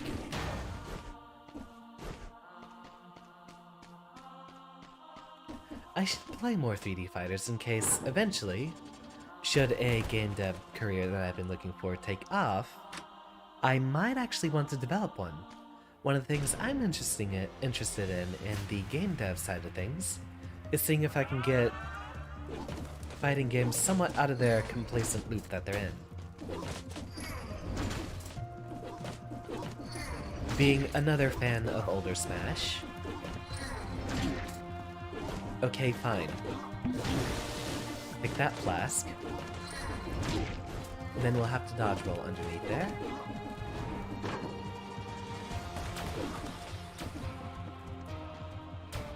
Now, let's see how well this works using...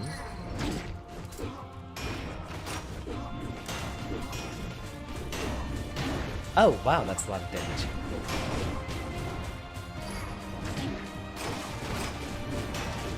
but we have to look out for the earthquake attack.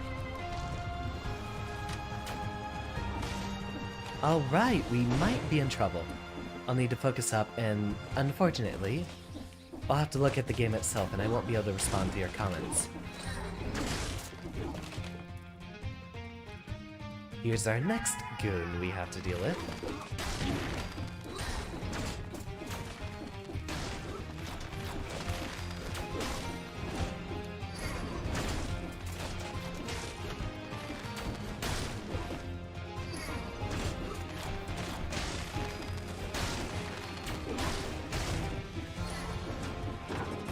Pick me up.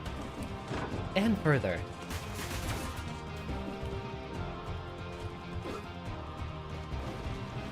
Drop the traps.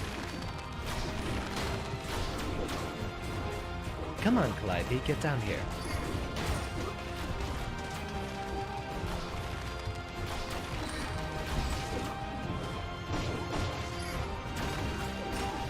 Ooh, gotcha. One more trap.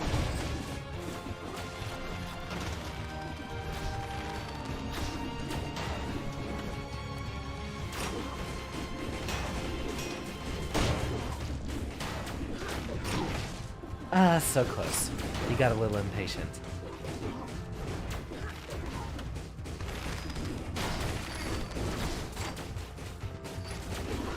Smash. One down.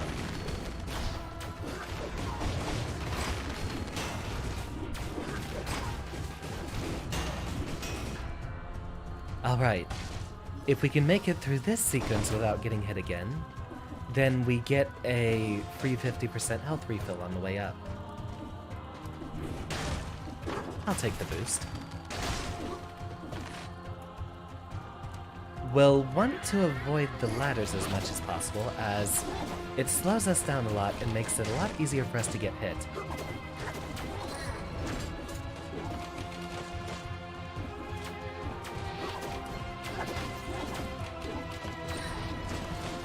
So far, an excellent route on the way up. That indicates that we are almost getting to the next fight once we find the two ladders there, or the two ropes. Okay, perfect. Only 15%? It was 50 on one of our previous runs. Fine.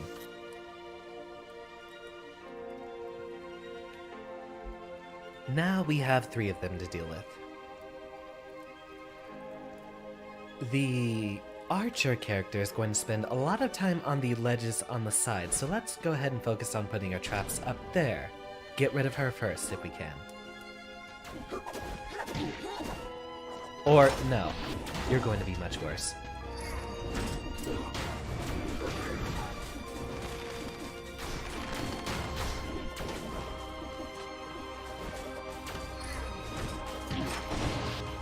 Okay, hello there. Heal. And dodge around for a little bit while we restore.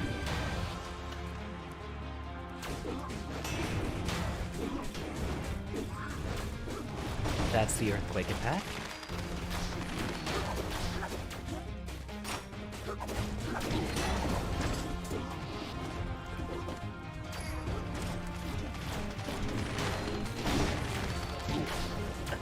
What a problem.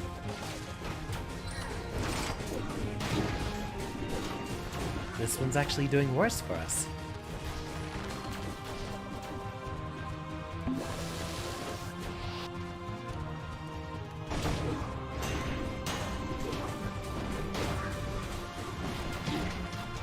Of course, out of nowhere.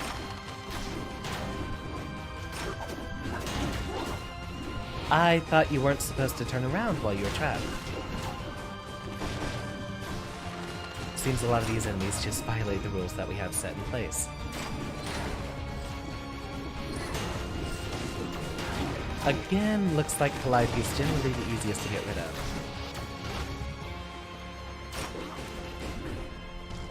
One down.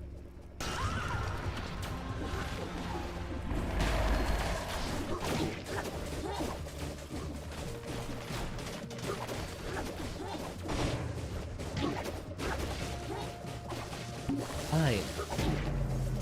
Or, you know, we'll end up getting attacked again.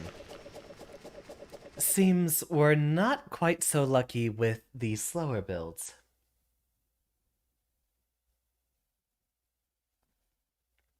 So maybe we can't survival our way through there.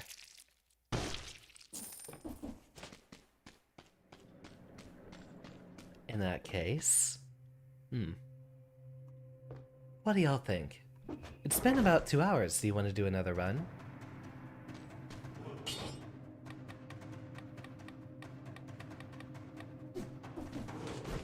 Yeah, unfortunately we couldn't actually beat that fight.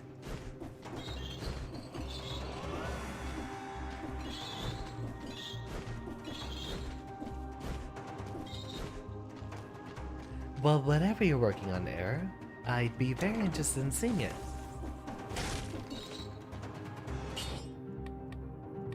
How many deaths have we had? Only 18! Surprisingly few on this stream. You know what, I think we'll gear up for something a lot bigger on Thursday. Right, yes, Thursday.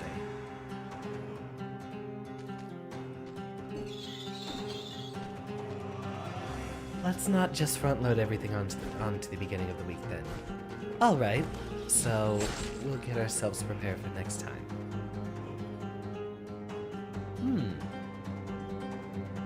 I like the cards. The cards are fun.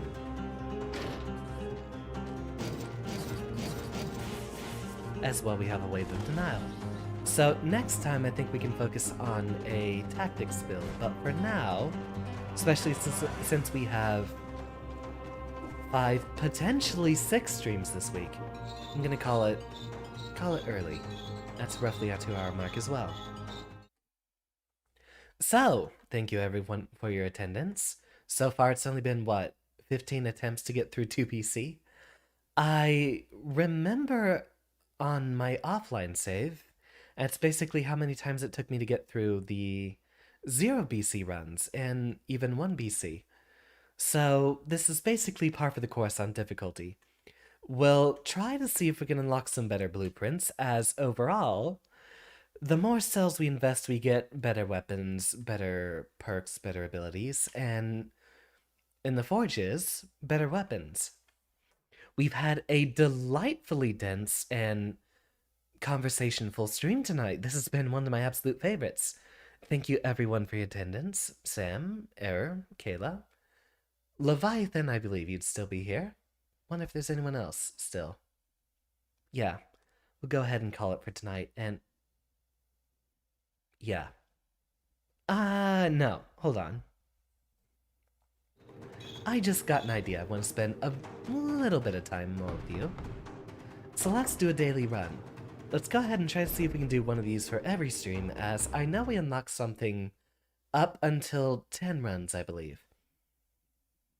Still want to look for a little bit more time to spend with my favorite class. But, do expect things to wind down. Damage scales with your current movement speed, so this, I assume, is the weapon we get from the third of those girls. Shadow Wolf, welcome.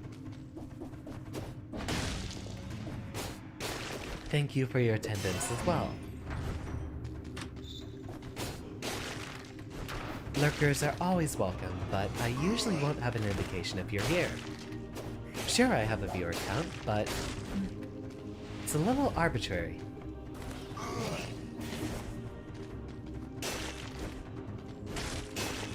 Ah, we get a moveset change if we have a movement speed. So, this might be something we can pair with the tonic in the future. Now, a colorless tonic would be amazing. Let's go ahead and make our little speed run through here real quick. How are you enjoying the stream so far, Shadow Wolf? I do believe you showed up first for Inscription yesterday, if I remember correctly.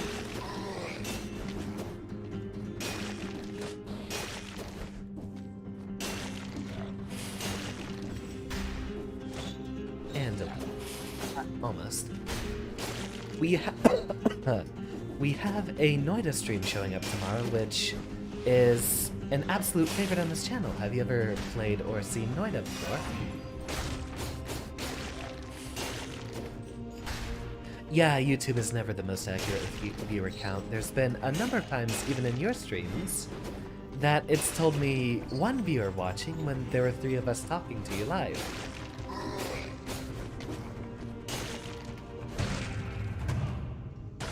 You and me, Leviathan, we're going to go far. Indeed. Yeah, for the first time in about 2 months, we have Noida coming back. I know you're excited for it. You know, soon, I should probably buy a much better computer. I'd like to be able to run that game a lot better and a lot more frequently in the future. Although I know a lot of streamers basically codify themselves to a select set of games. Sometimes even just one. Guess we could focus on making this a Strive and Noida stream then.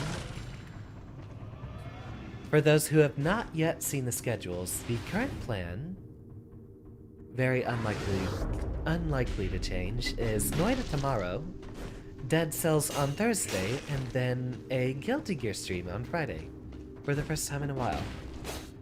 Saturday is up in the air. I might try to see if I can do fighting games. BBCF or Strive.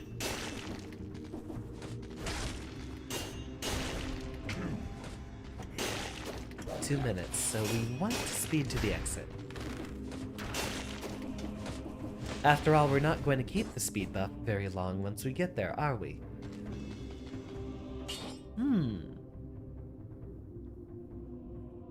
This one lets us just unga bunga, basically, and we'll take damage.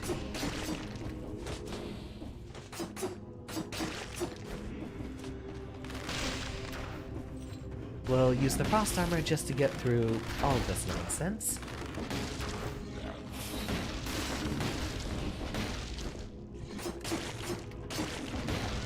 We don't care about our points so much as we care about the unlocks. Love learning about new games that you show even if they're older. Well, BlazBlue is definitely something you can expect to see a lot of on this channel, as it's had a really big resurgence of popularity. Now that we have critical hits, we can use our Ice armor.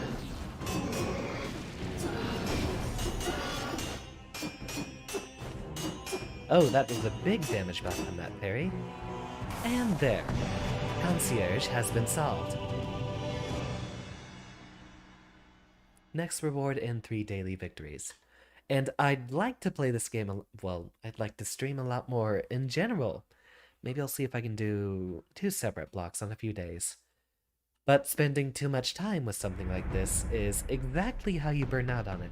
And that's basically what was happening to me during December.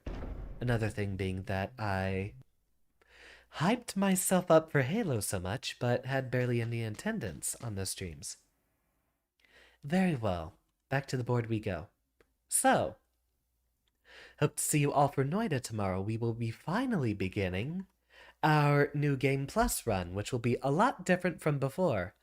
We'll also be trying to go for a 33 boss cell run, which will definitely not boss cell, I still have dead cells on the mind. A 33 orb run, which means we have the most powerful version of the final boss, and allegedly the true ending popping up after that. We'll have to gimmick ourselves into a lot of better spells in order to actually get that sort of damage that we want. So, I hope to see you all tomorrow, and class is dismissed for tonight. Thank you everyone for your attendance. Again, run through the names.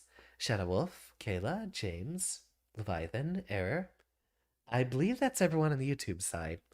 My metrics tell me that I don't have any extra viewers on Twitch, so I believe Sam has made his departure already. Good night to you all. I'm very glad to provide for you, Leviathan. I'd love to stream a lot more. Maybe once I get in the hang of it a bit more.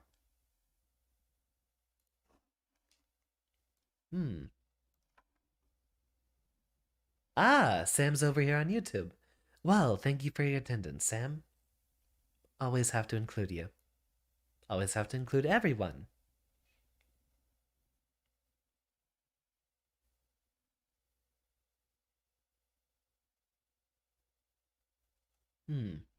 I wonder if Blaze Blue has ranked. I'm gonna have to look that one up.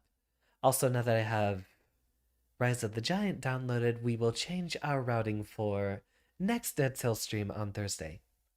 Got a bunch of big plans ahead of us. Thank you for making 2022 so wonderful so far. It's been quite big, actually. That's it. I'm done. Good night.